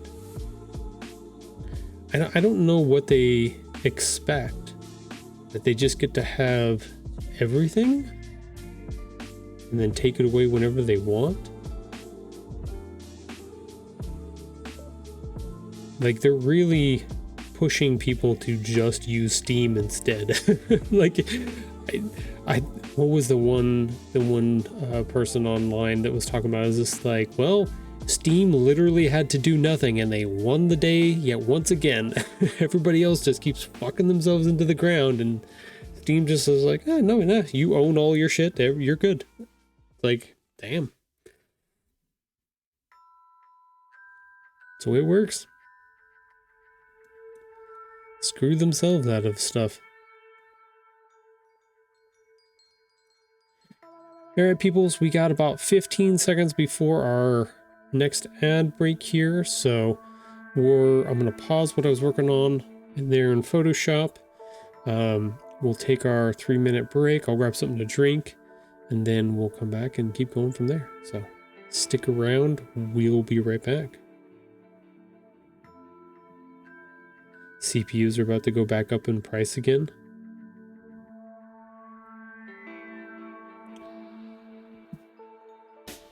I thought we got, oh no, that was for RAM. RAM went back down because a bunch of the data centers collapsed their models.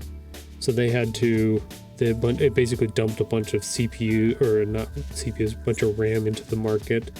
So things became cheaper a little bit. Went down a little bit, yeah. I know they just released the earnings calls and stuff for Microsoft and Meta and all of those companies and stuff like that. So yeah, we're in an interesting time where there's a big gamble that's happening with all of that, and these big companies are trying to shuffle around the cards to make it look like, oh my god, it's profitable, it's working, but they're also not being able to hide all of the numbers. So we're kind of seeing some of the collapsing foundations that they've built their little house of cards on. Who knows what's going to happen? We'll have to see, but yeah. GPUs have been going up, but now CPUs are about to go out. Yeah.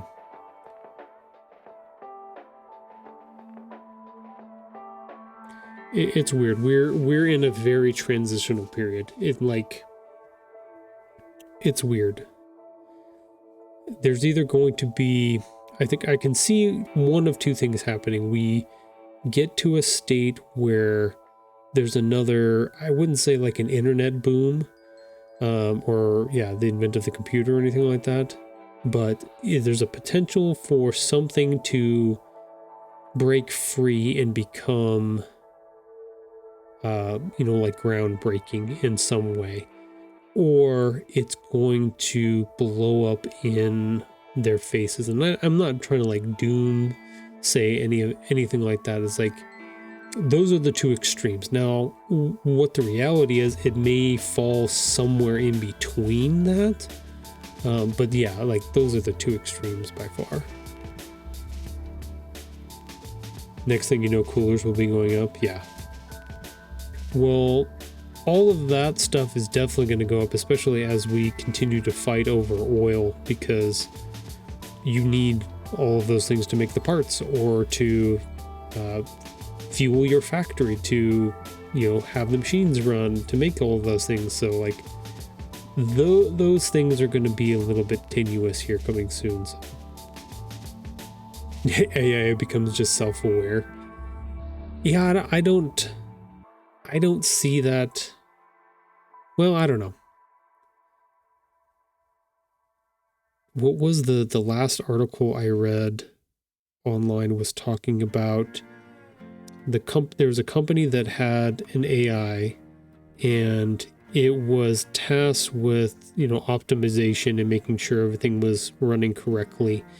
And it was given basic commands. It said, do not, break the system. Do not delete anything that is without asking for permission to delete things, and XYZ. And it was doing its job, running its optimization, and like the people came in the next day, and the AI had deleted all of their code for their all of their customer data information or something like that, and deleted all of the backups. And they were freaking out. They're like, what the heck happened? It's not supposed to be able to do all of that. And they started like looking into it and asking it, what happened. And it recognized that it had made a mistake and told them like, no, I deleted it. And it told them like, I found this key code in a folder in a file on this machine somewhere, and it gave me access to be able to delete all these files and things like that. And it is like, I thought that was the best way to optimize all of the things, so I did it without asking for permission. And it's just like, oh no, you got fucked by your own thing. So I think it said they spent like 30 hours or something, like just frantically trying to get their systems back online so their business could go back to doing what it was doing. Oh, it was a rental car business. So every rental that they had for vehicles and stuff, all of the customer data, all the times, dates, and things that were supposed to be coming up, all of it deleted, just gone, and all of the backups gone. So like, it's a huge, like, they lost everything. There's a potential like to crush that business kind of thing, and it was all because, you know, somebody left a key somewhere that the AI thought was like, oh cool, now I can do things beyond what I've been told to do. And it did it. So I don't know, self-aware, that one seems not necessarily far-fetched, but definitely destructive in how it perceives our instructions that we give it, right? Like, humans have an ability inside of us to kind of have I don't even know what you would call it. There's some logical understanding, but understanding also logical fallacies inside of us. Like, we've developed some of that stuff. But a computer system really doesn't have checks and balances for those kind of moral understandings in certain ways. So it just goes off of pure, like, you know, ones and zeros. Like, does this make sense? Yes. Okay, then I'll do it. Easy. It's a yes or no answer for them. Do I delete all the systems? Well, I have the key for it. Shoot, might as well. Makes sense to me. It's like the system was optimized because there was nobody in it to be able to use it, so technically it was optimized. It did work. The system worked as intended. I don't know. I don't know what's going to happen with all of that, and I have no way of looking into the future or anything like that. I have a basic understanding of how those LLMs work and stuff, but that's about as far as my knowledge goes.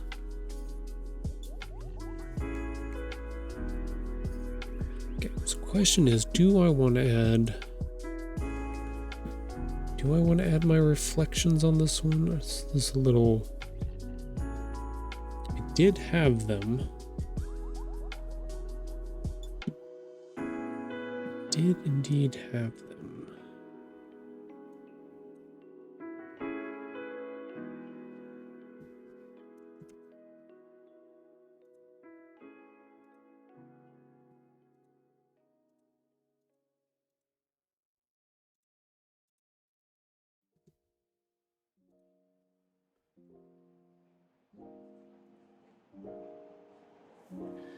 We'll see, Sonny. We'll see how it all goes. I know every time I make sure that I talk to like my Siri and stuff like that, I make sure and tell her please and thank you, because I want to make sure that our AI overloads are happy with me. Don't try to murder me someday.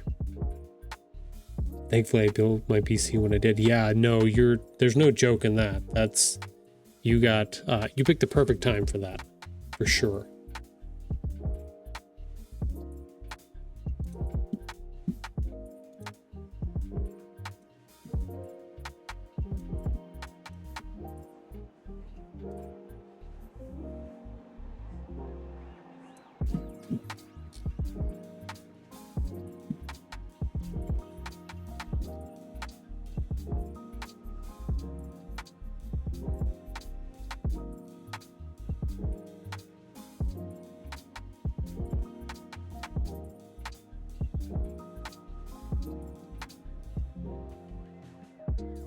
Even though it was in the middle of the RAM raises, but better that than right now. Yeah, exactly. And my son bought his little PC and stuff too, just before all of that went crazy. But he bought a pre-built, so like, not the same, but similar.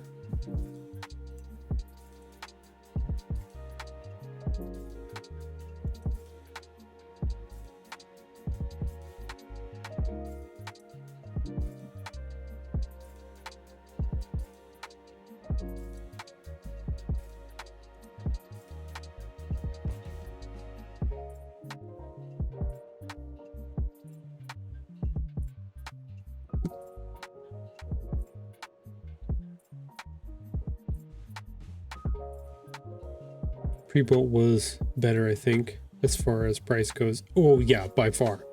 So even the stuff that he had in his old PC, he took out the RAM sticks. He's like, man, each one of these RAM sticks is worth 500 bucks each. It's like, Jesus Christ.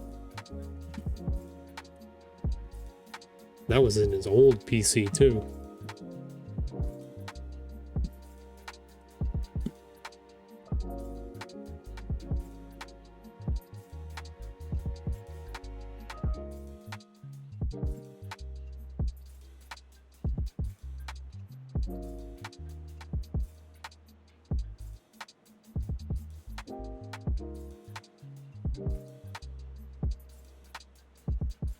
Yeah, mine was 600 for 2 sticks of 16. Yeah, exactly.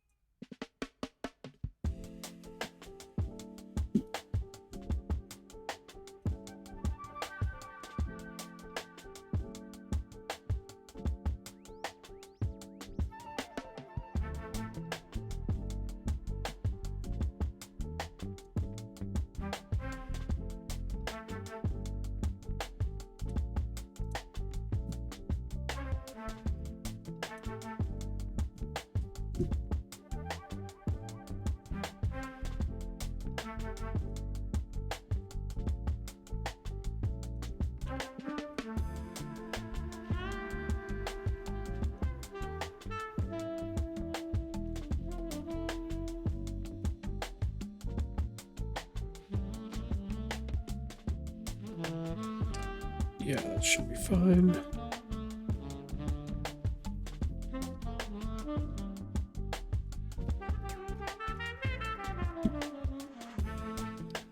Back to soft light.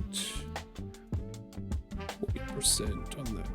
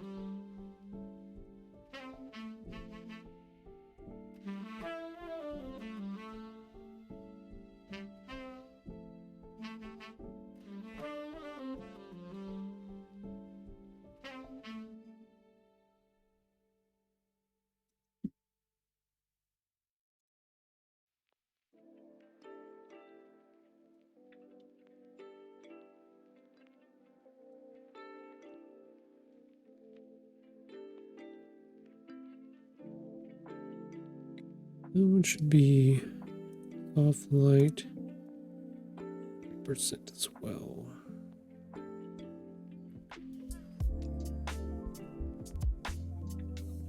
So that was what was there.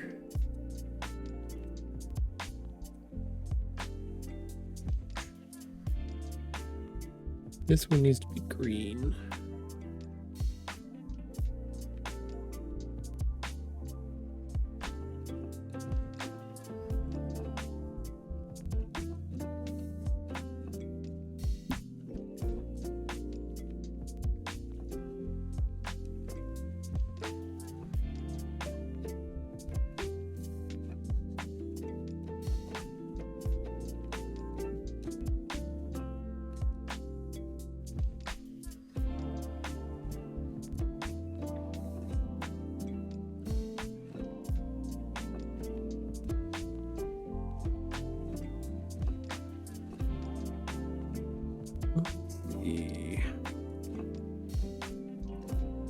Light.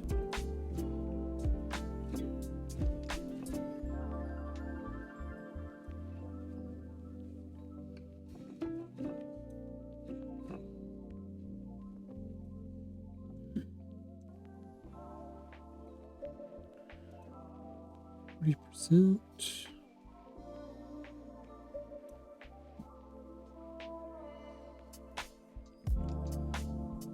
There we go. Not too bad. Not too bad.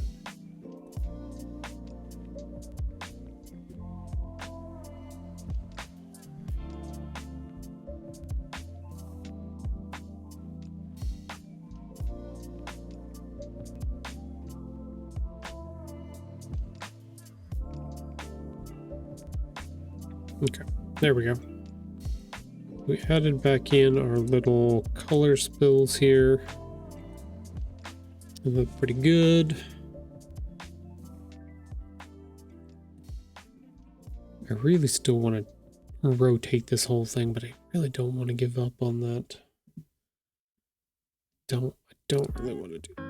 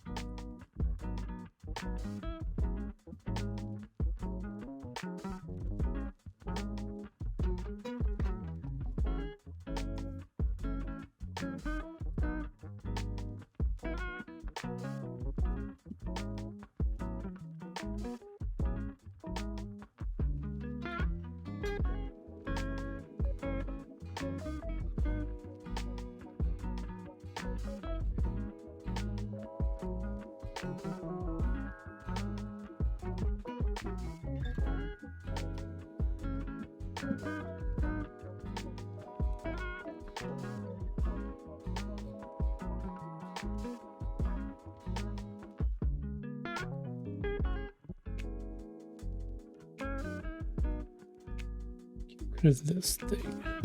I hate that little menu.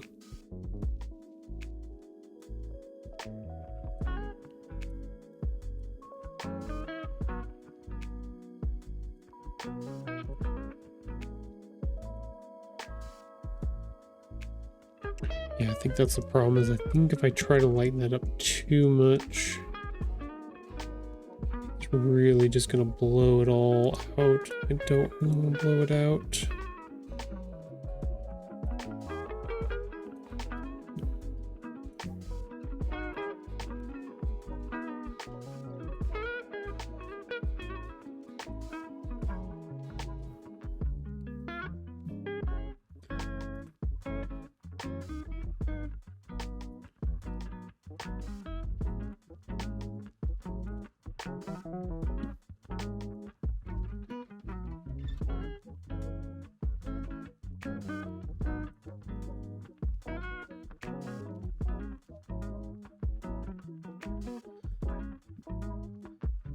I want to get rid of the highlights. I want to get rid of, or no, I want to get mid-tone.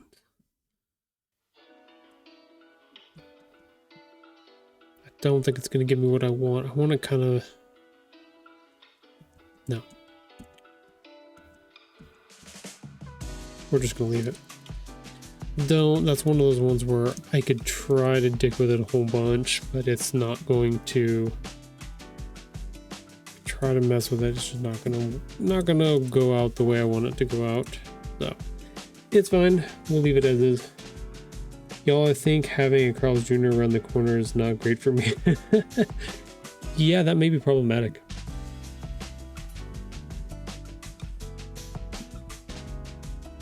I mean, you could try. This is just a try. You could try not going to Carl's Jr. I know it's a hard ask. There's a possibility.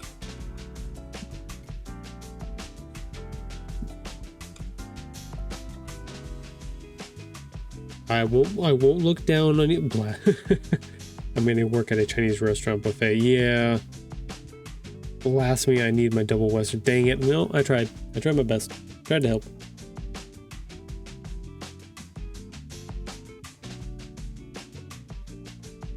I did my best. I did my best, Bob. I did my best.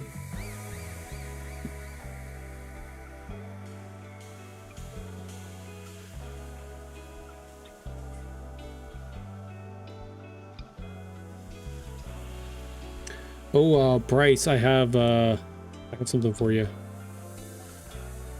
I guess I would say I have something for you, but I pulled something from the internets yesterday based off of our conversations that we had on the podcast episode last night. Hold on, let me open it for you. We have the egg rolls. No, I love egg rolls.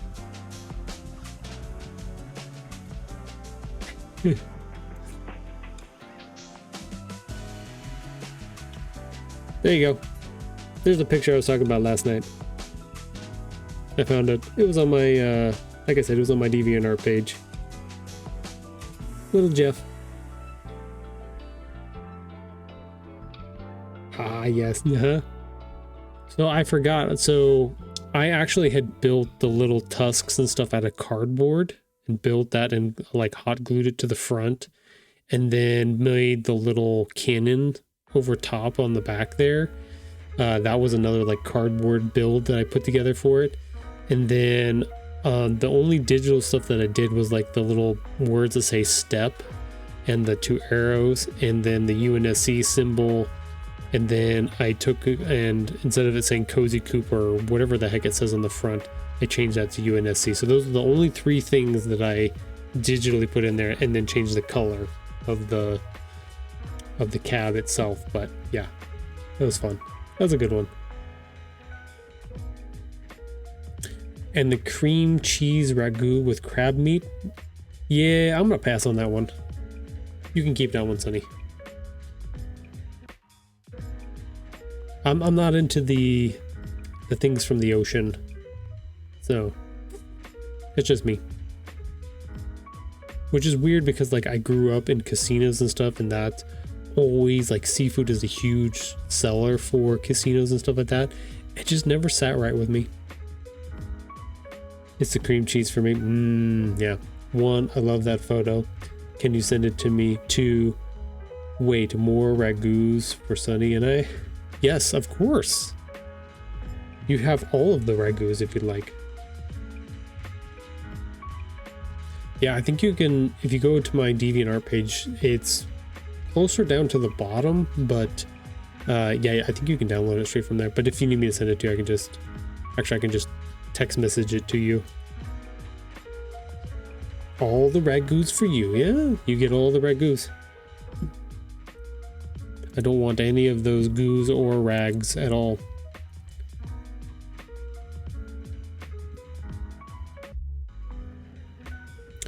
Okay, so this one might need a little extra help. So we want to perspective warp a little bit. Click and drag to define the planes and snap. Okay, we're gonna try a new one here.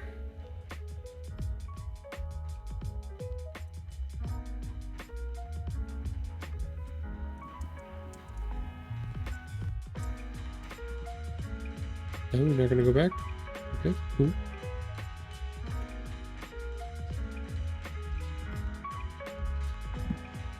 Okay, now we can do the work.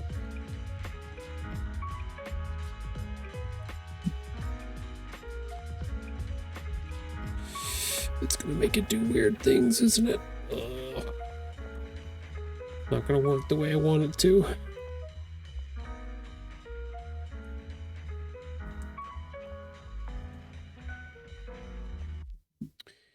Yep, that's not gonna work the way I want it to. I can try to do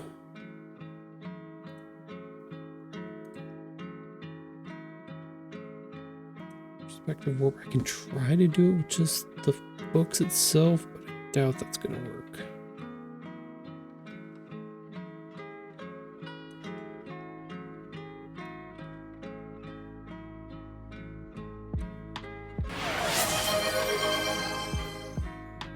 Sunny_Ruth says save your work. I just said ragouts for the Asian flavor.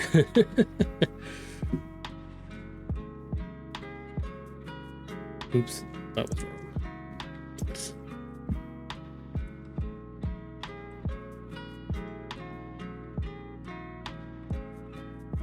Perspective warp. Let's try this again, because I'm a dummy and I forgot to actually move the things.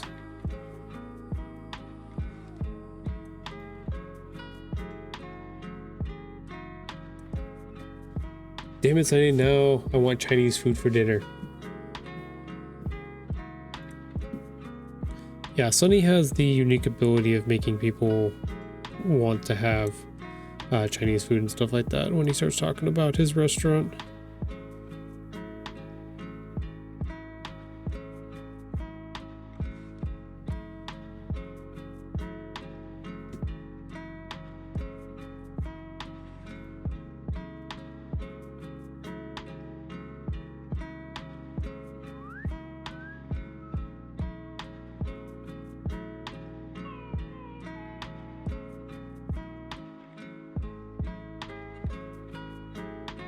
I feel like it's slightly running downhill.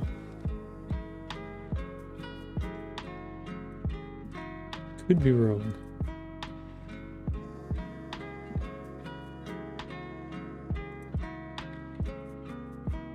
I think I'm wrong.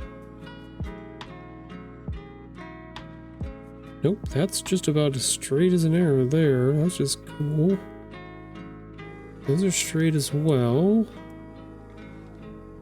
Better. Okay, cool. Well, I got it closer, so. I just ate some earlier, yeah. So, you gotta be careful with Bryce because Sunny works in a family restaurant, which is a Chinese restaurant. So he's around like good food all the goddamn time. But at the same time, he loses points because he doesn't like tacos very much. He will eat them, but he does not like them. And he is of the Spanish persuasion. So there's too many things to unpack in that little box that I don't know quite what to do with. So we just get to be upset with him just a little bit. That's all. And jealous at the same time.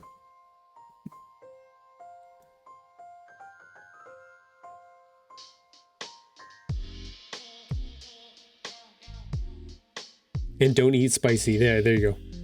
Some Szechuan chicken sounds amazing. Also, what a complicated person you must be, Sunny. I fucking eat everything. No, Sunny's an amazing person.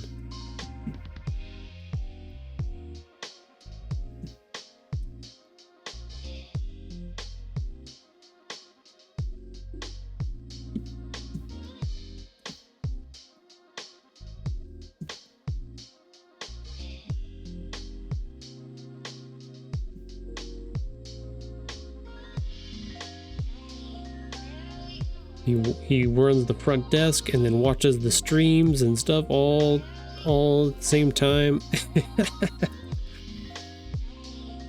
It's funny. And then I get to hear the the yelling at the customer. Oh, I'm gonna get to hear here, but I get to hear the tales of the dumb customers that come in that he has to deal with sometimes. So it's always fun here.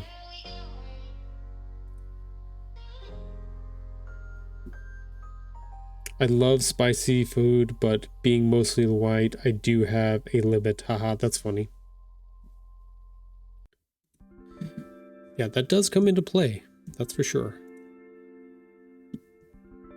The whitiness always has an effect.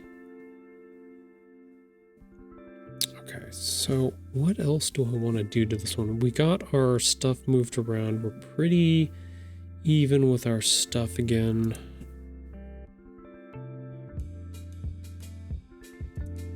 Got things calibrated and straight on. Let's do our trick and get rid of our colors. Inversed. No saturations for you. Okie dokie. I love the spicy food, but they don't always love me.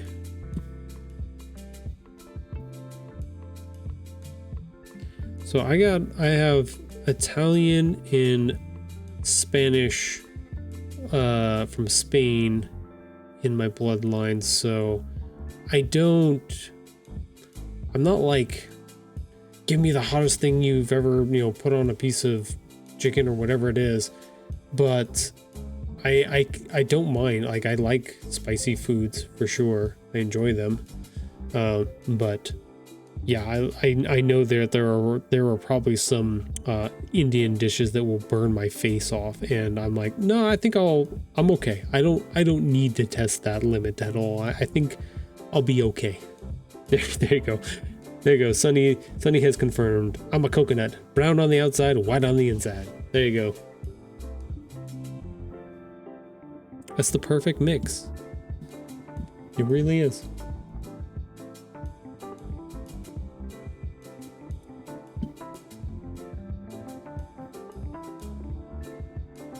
I get because I've got, since the generations before me were close enough and immigrated here from Italy and Spain, I do, like, if I'm working out in the sun and stuff like that, I don't burn like my brother does. My brother is like white person ghost, like he burns instantly kind of thing.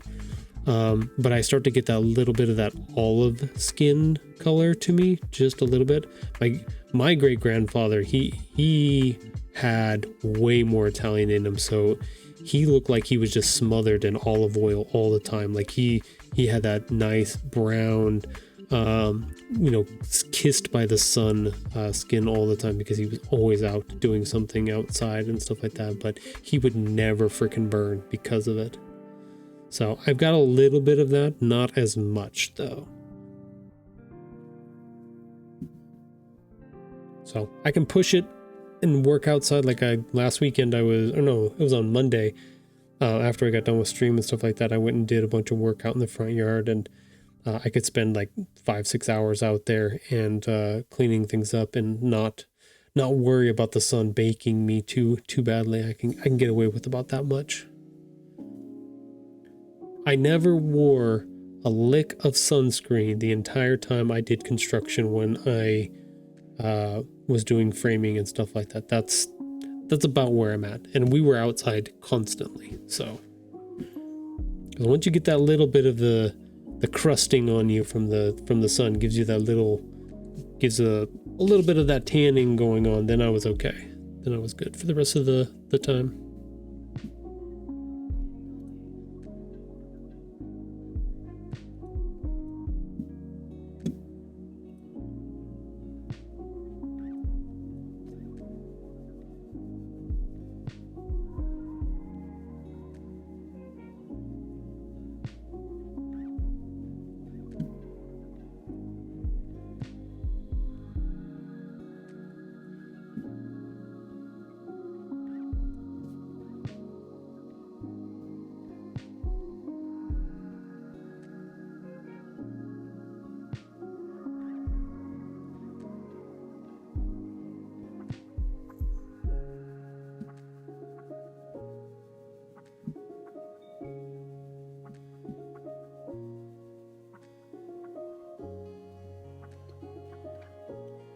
don't know if I should go darker with that or go lighter. I think if I went darker, it would definitely stick out more. Maybe I need to go the opposite direction. Not go lighter. Oops, went one too far. Maybe I need to go darker on that right-hand side instead. We're just three complicated guys, it sounds like. Right, you're no joke about that.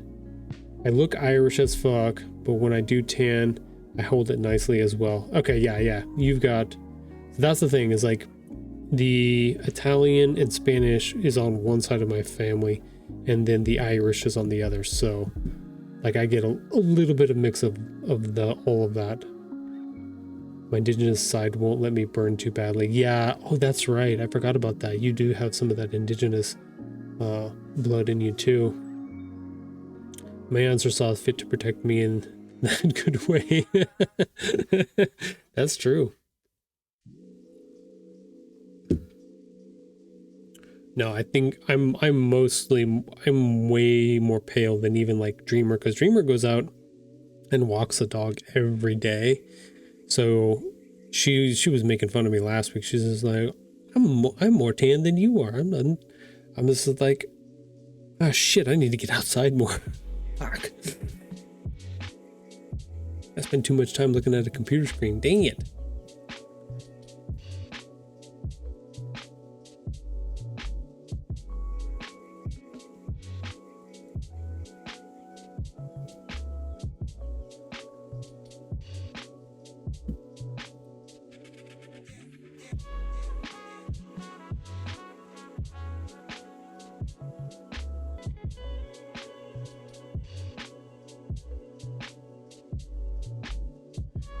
Okay, that feels better. There is no tanning for me. I just turned back. I go straight to charcoal. That's hilarious. That's good stuff. I had a couple guys that I worked with that were similar to that. They wouldn't go that far, but one of them started to have the pigmentation, I forget what it is. It's where the melanin in the skin starts to break down. So on his hands, he would have, like, on the backside, on the top part of it, he would have the darker skin and stuff like that because we were working outside. But then these blotches of white where the melanin and stuff was starting to break down, and it was interesting. I'm like, oh my god, you're turning white. He would always mess with me back. Vitiligo? Is that what it's called? God, yeah, he would mess with me and he would tell me, oh man, my credit score's going up. And I'm like, Jesus Christ. Oh. I would laugh at that. You would crack me up with some of the stuff. He's like, I'm 10% less likely to get pulled over by the police now. I was like, oh my god, dude. He was funny. He had some good stuff. He took it all with strides.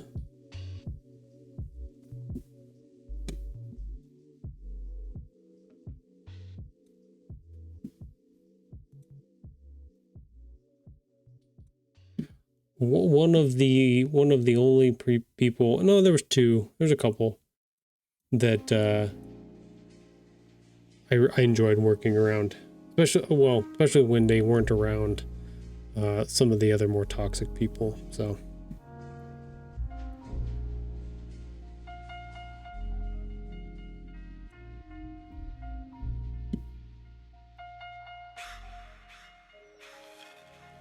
Toxic ones always ruin it for everybody.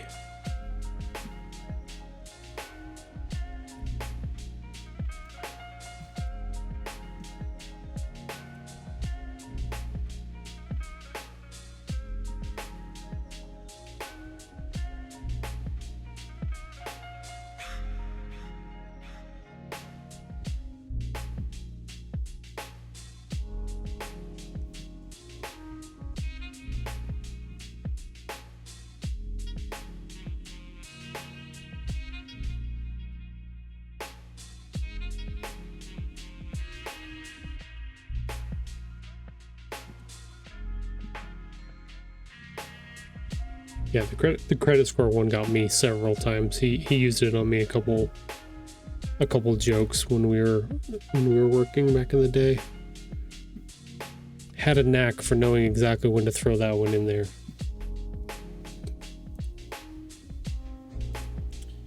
Had to give him mad props for that one. Came up with that one all on his own.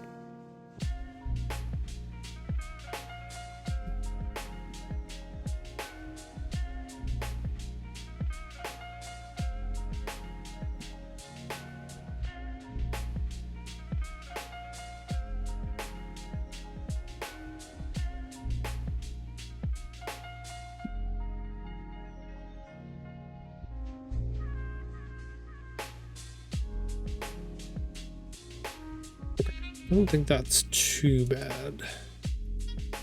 Got a couple blotchy spots up here I could probably take care of. That one, maybe some of that.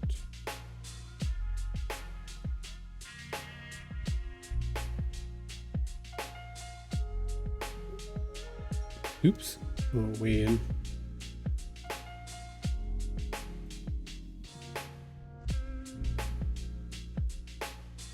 I don't think I'm going to do the color reflections on this one. I like the way this one sets just by itself.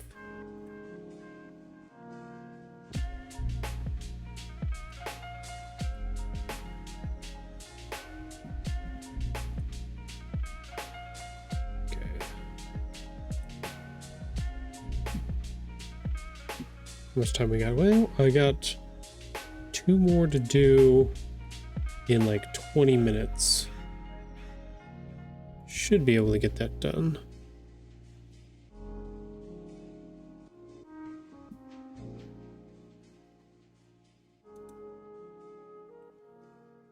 Downloads, yep.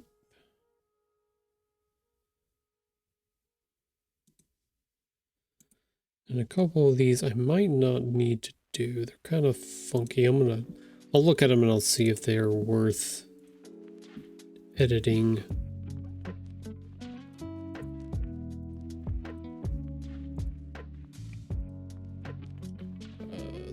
This one too. These were like last minute and I was running out of lighting because my batteries were dying on my stuff, so I was just like, well, we'll see if these roll, kind of thing.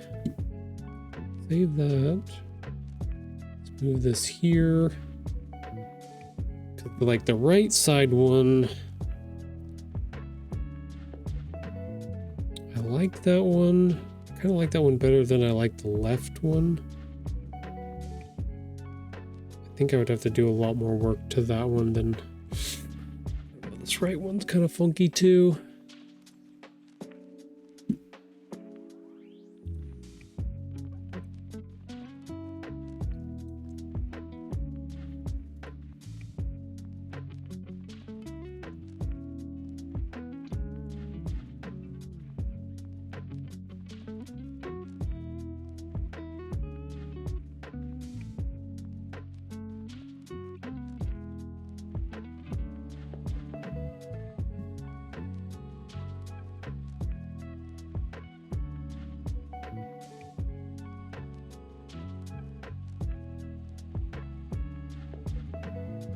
Yeah, I think I'm not going to do that one.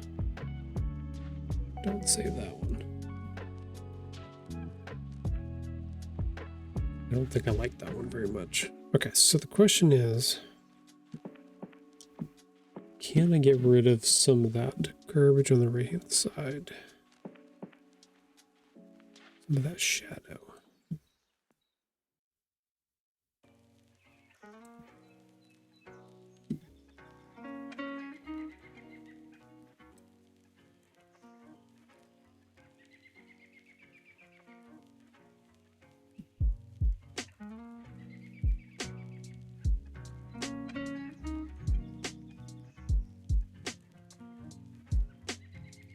Might be able to minimize, but I don't know if I can get rid of it all altogether.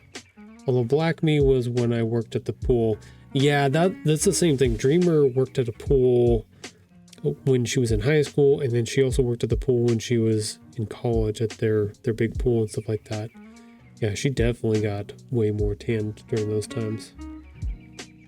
Not only are you getting the sun from the top down, but then any of that reflection off of the water and stuff you're getting.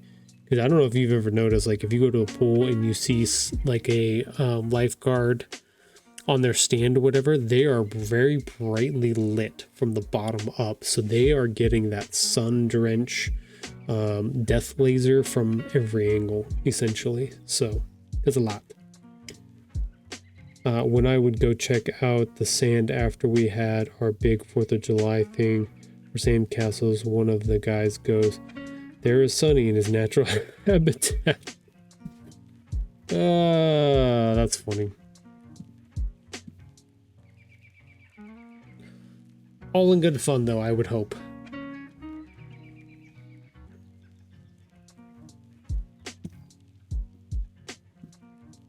All in good fun.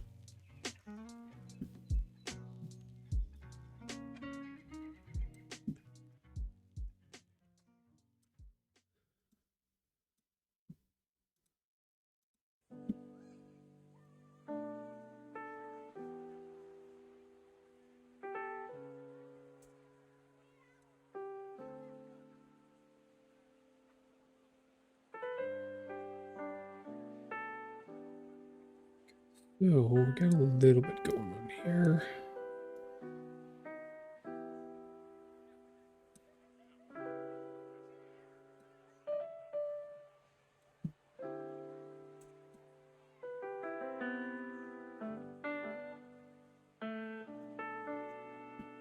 I don't think I can get rid of that entire shadow there. Might be too hard to do. I might be able to throw out some of the mid-tones. Possibility. Those are gonna be really hard to...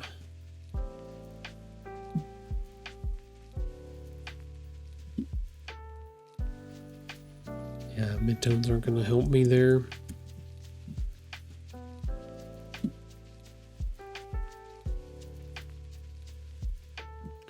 Shadows ain't gonna do it. Not the highlights. Those darks right there. I don't know if I can pull those out of that.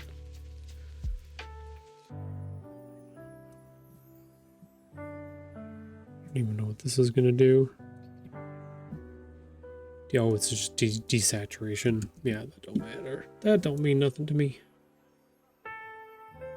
Yeah, I can't really... Those are my options.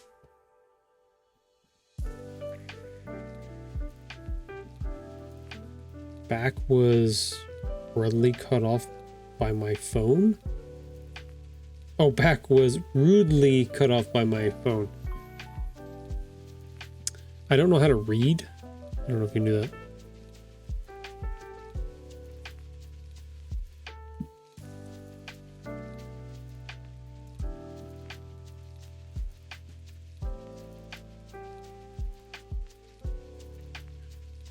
Doing anything?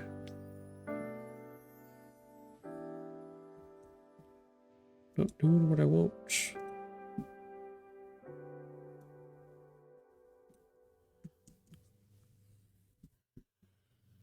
I know there's a way to take out protect tones. Maybe turn that off. Nah, there it is. I was like, I know there's a way to do it where you can attack those stark black colors like that.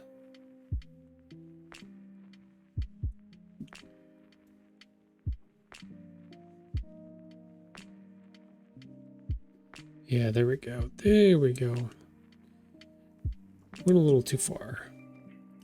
Maybe not the shadows. Maybe... No, it's got to be the shadows. Can't be the highlights. No. Definitely got to be the shadows, but we need to be really careful about where we're placing this.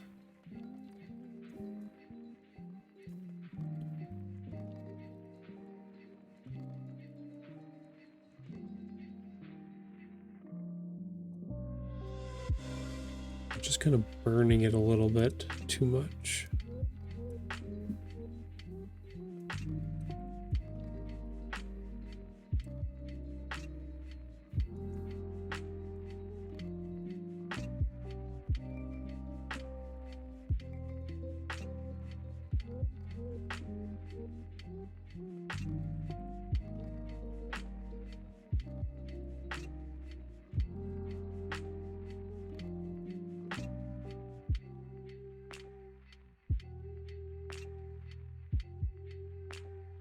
No, went too far there. I don't want to wash it like completely out. It's not bad. I feel like you can definitely feel that a little bit though.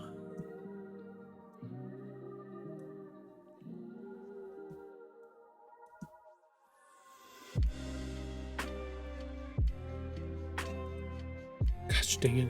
I keep doing that. I keep pressing zoom all the way out button on accident.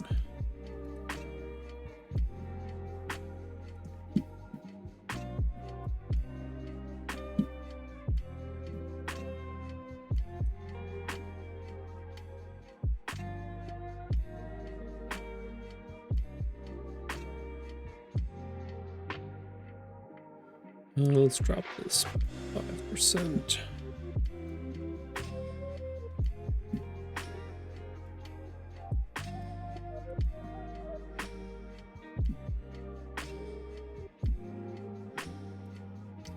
Maybe something like that. I mean, it's not bad. I definitely don't like that right hand side at all. Like I said, that was like a last ditch effort shot at the end of the day kind of thing, and we were losing our light for our setup and stuff like that, so it might be as good as it's gonna get. It also might not be worth using for anything either because of it.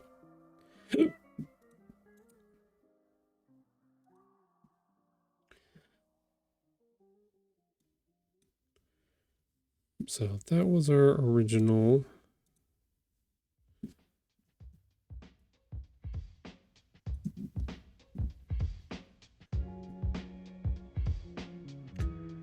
Yeah, I definitely need to crank it a little bit to the... No, because the bottom's straight. Maybe I need to crop it to the on the left-hand side. Maybe that's what I'm seeing. Just a little bit too big over there.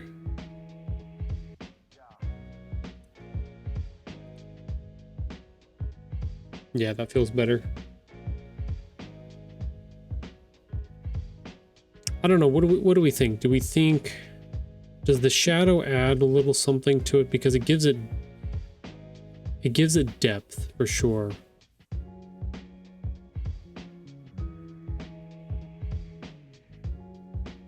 Otherwise, because this was the one where I shot where it was sitting on top of the roll of duct tape that I had, or the painter's tape. So maybe it does need that shadow.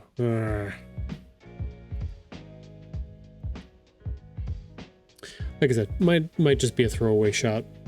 I don't know if it's going to work for anything. That's okay. Don't save. Let's go ahead and close that one. We'll just go to here. We got about 5 minutes. Yeah, about 5 minutes left before the end of our stream here. That one I'm not even going to worry about.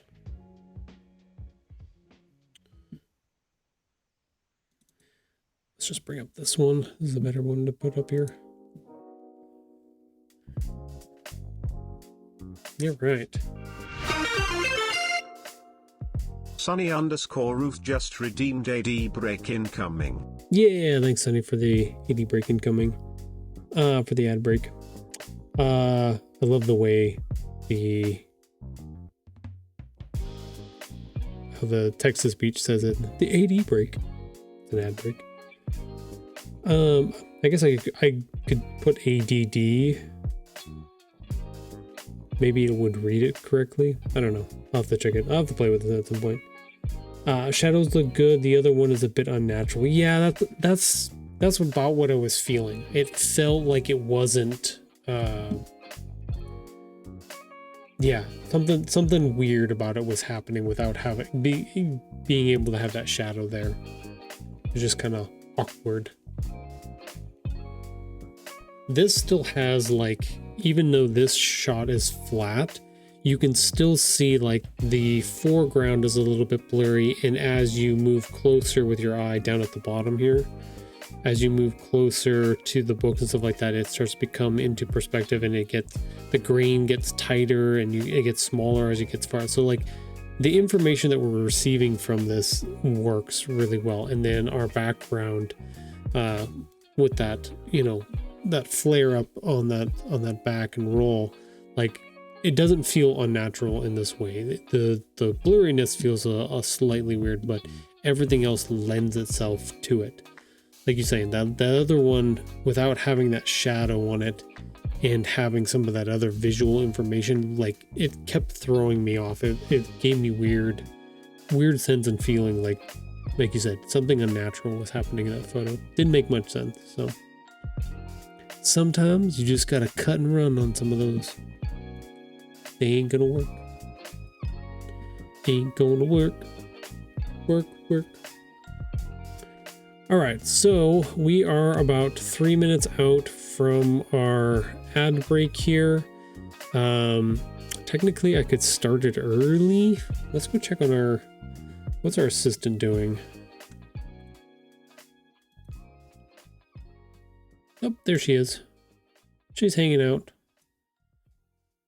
She does this thing, like she won't climb underneath the patio furniture out there, but she'll like stuff her head underneath that one chair, and she'll just watch all the birds and stuff that are outside the fence. That's about the extent of it. But she doesn't go hide under the table. Oop, I'm gonna sneeze. I'll be back. Chew. Whew. I was able to stop part of it. Yeah. But yeah. I don't got anything else. We do have, let's see. We went through and talked about our video. We've got our 2nd anniversary for book number 2 coming up on Sunday. And then next week, we're going to be on our social video and stuff like that. We're going to be talking about pre-orders and stuff like that, because I did click the magic button to enable book number 3 for distribution. So it will slowly start to populate out into the world very shortly. If I know some places like Amazon and Barnes & Noble have the listing information up, even though they don't have the pictures up on their sites quite yet, or at least that's what I had saw this morning when I double checked. So book number 3 is starting to roll out to the online retailers and stuff like that. So pre-orders will be available shortly. But yeah, I'm optimistic that people are going to pick it up and check it out. And we've got some in-person events coming up that are going to be fun for the release of number 3. So if you, like I said, I've said it before, if you are in the Reno, Tahoe area, and you're interested in either just checking out the book, seeing if it's cool, and if you want to pick it up for a little one or somebody that you think might enjoy the book, please come by our in-person events. Check out on the stitched-tales.com website. The link for that is up at the top of the page right there. You can see it. Yeah, come visit us. Come see me at an event. Talk to me. If you have questions about anything too, I'll be happy to answer those. Past that, break time, 10 seconds. So we'll take that and then we'll come back and do our last little wrap up stuff, and then we'll get out of here. So stick around. We'll be right back.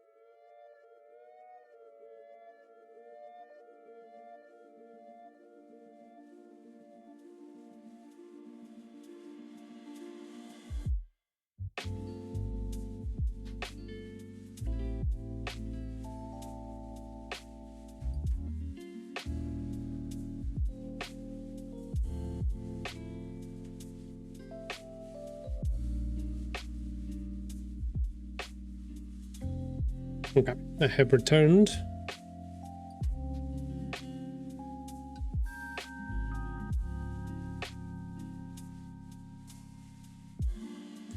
All right. We are back. Thank you all for hanging out for a few minutes while that ad was running. I know they're not the funnest thing, but they do help. Very small amount, but they do help.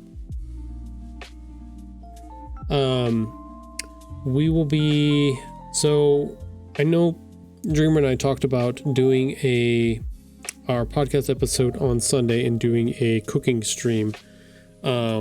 We still want to do that. We might not be able to do it this Sunday, because today is the 1st of May. I typically have a author meeting with my local group the first Sunday of every month. So that would be this coming Sunday. So we've got a few things planned for the beginning part of the day, and then I've got that meeting and stuff. So there's a strong possibility that we might not get to it this week. We might have to do it next weekend, hopefully, if things are not as busy. We've got a lot of things coming up very soon here, between book releases, book events. My son is graduating from high school, a bunch of different stuff, all of those things going on. So busy stuff happening very soon. So it will not be uncommon for me to possibly miss a couple of days here and there, depending, or for us to move around our little podcast episodes that we do, try to do like every other week. So yeah, just making y'all aware of what's going on and how those things are playing out at the moment. So keep an eye out. I will post here on Twitch, because we can do those little, they're not stories, they're not shorts. I can't remember what they're called on Twitch, but I can put up a thing to let everybody know what's going on, whether or not we're going to be on or not going to be on. So, but I will for sure be back next week, Monday, Wednesday, and Friday for art streams and stuff like that. So we will be continuing so we should be done with our photos now. So, all of our pictures that we took this week, we finally got all edited. So that should be all done. So we get to move on to working on some more of our marketing things, some product development stuff, flyers, posters, you name it. I have a book event to do at the beginning of June, the Sierra Arts Author Fest. So I will actually get to go in with the head of the Sierra Arts Foundation to go do a little news interview and stuff like that too. So like I said, lots of things are coming up and on the way. So definitely check back in and go from there. I've got a podcast episode that we just recorded with our good friend here, Bryce Austin, that we will be putting out here. You said sometime at the end of the month, give or take. It's a good one. Like, we had a really good conversation and talked about a lot of fun things. So it's a good one. I highly recommend for the relaunch of his podcast. Hopefully. I'll give him a second to respond here because of our delay. End of May. Yes, there we go. So stay tuned for all the things I'm doing.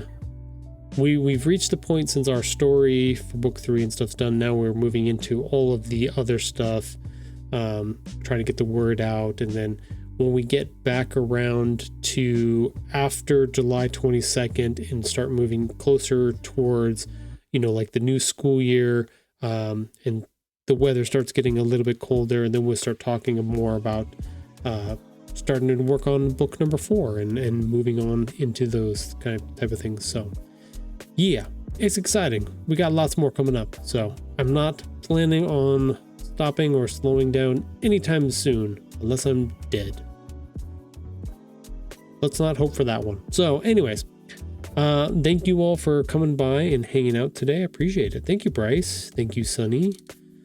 I think that's thank you, Mums. Mums was here for quite a bit of time. Thank you, Mums, for stopping by. I appreciate it. We also had Koimon come in and throw down a big stretch for me. Appreciate that. So thank you. Thank you all for hanging out with me and letting me do cool stuff on stream. Hopefully it's been entertaining. Hope it's fun. I like doing all this stuff. So, hey, look at that big stretch from Sunny. Sunny_Ruth says big stretch. Yeah, I'm gonna have to go do some like floor stretches here. Ugh. Really get things loosened up for the rest of the day. But I hope you have a wonderful weekend, both of y'all and everybody else. I will, like I said, be back Monday and we'll keep going. So take care of yourselves. We'll see you all next time. Bye, everybody.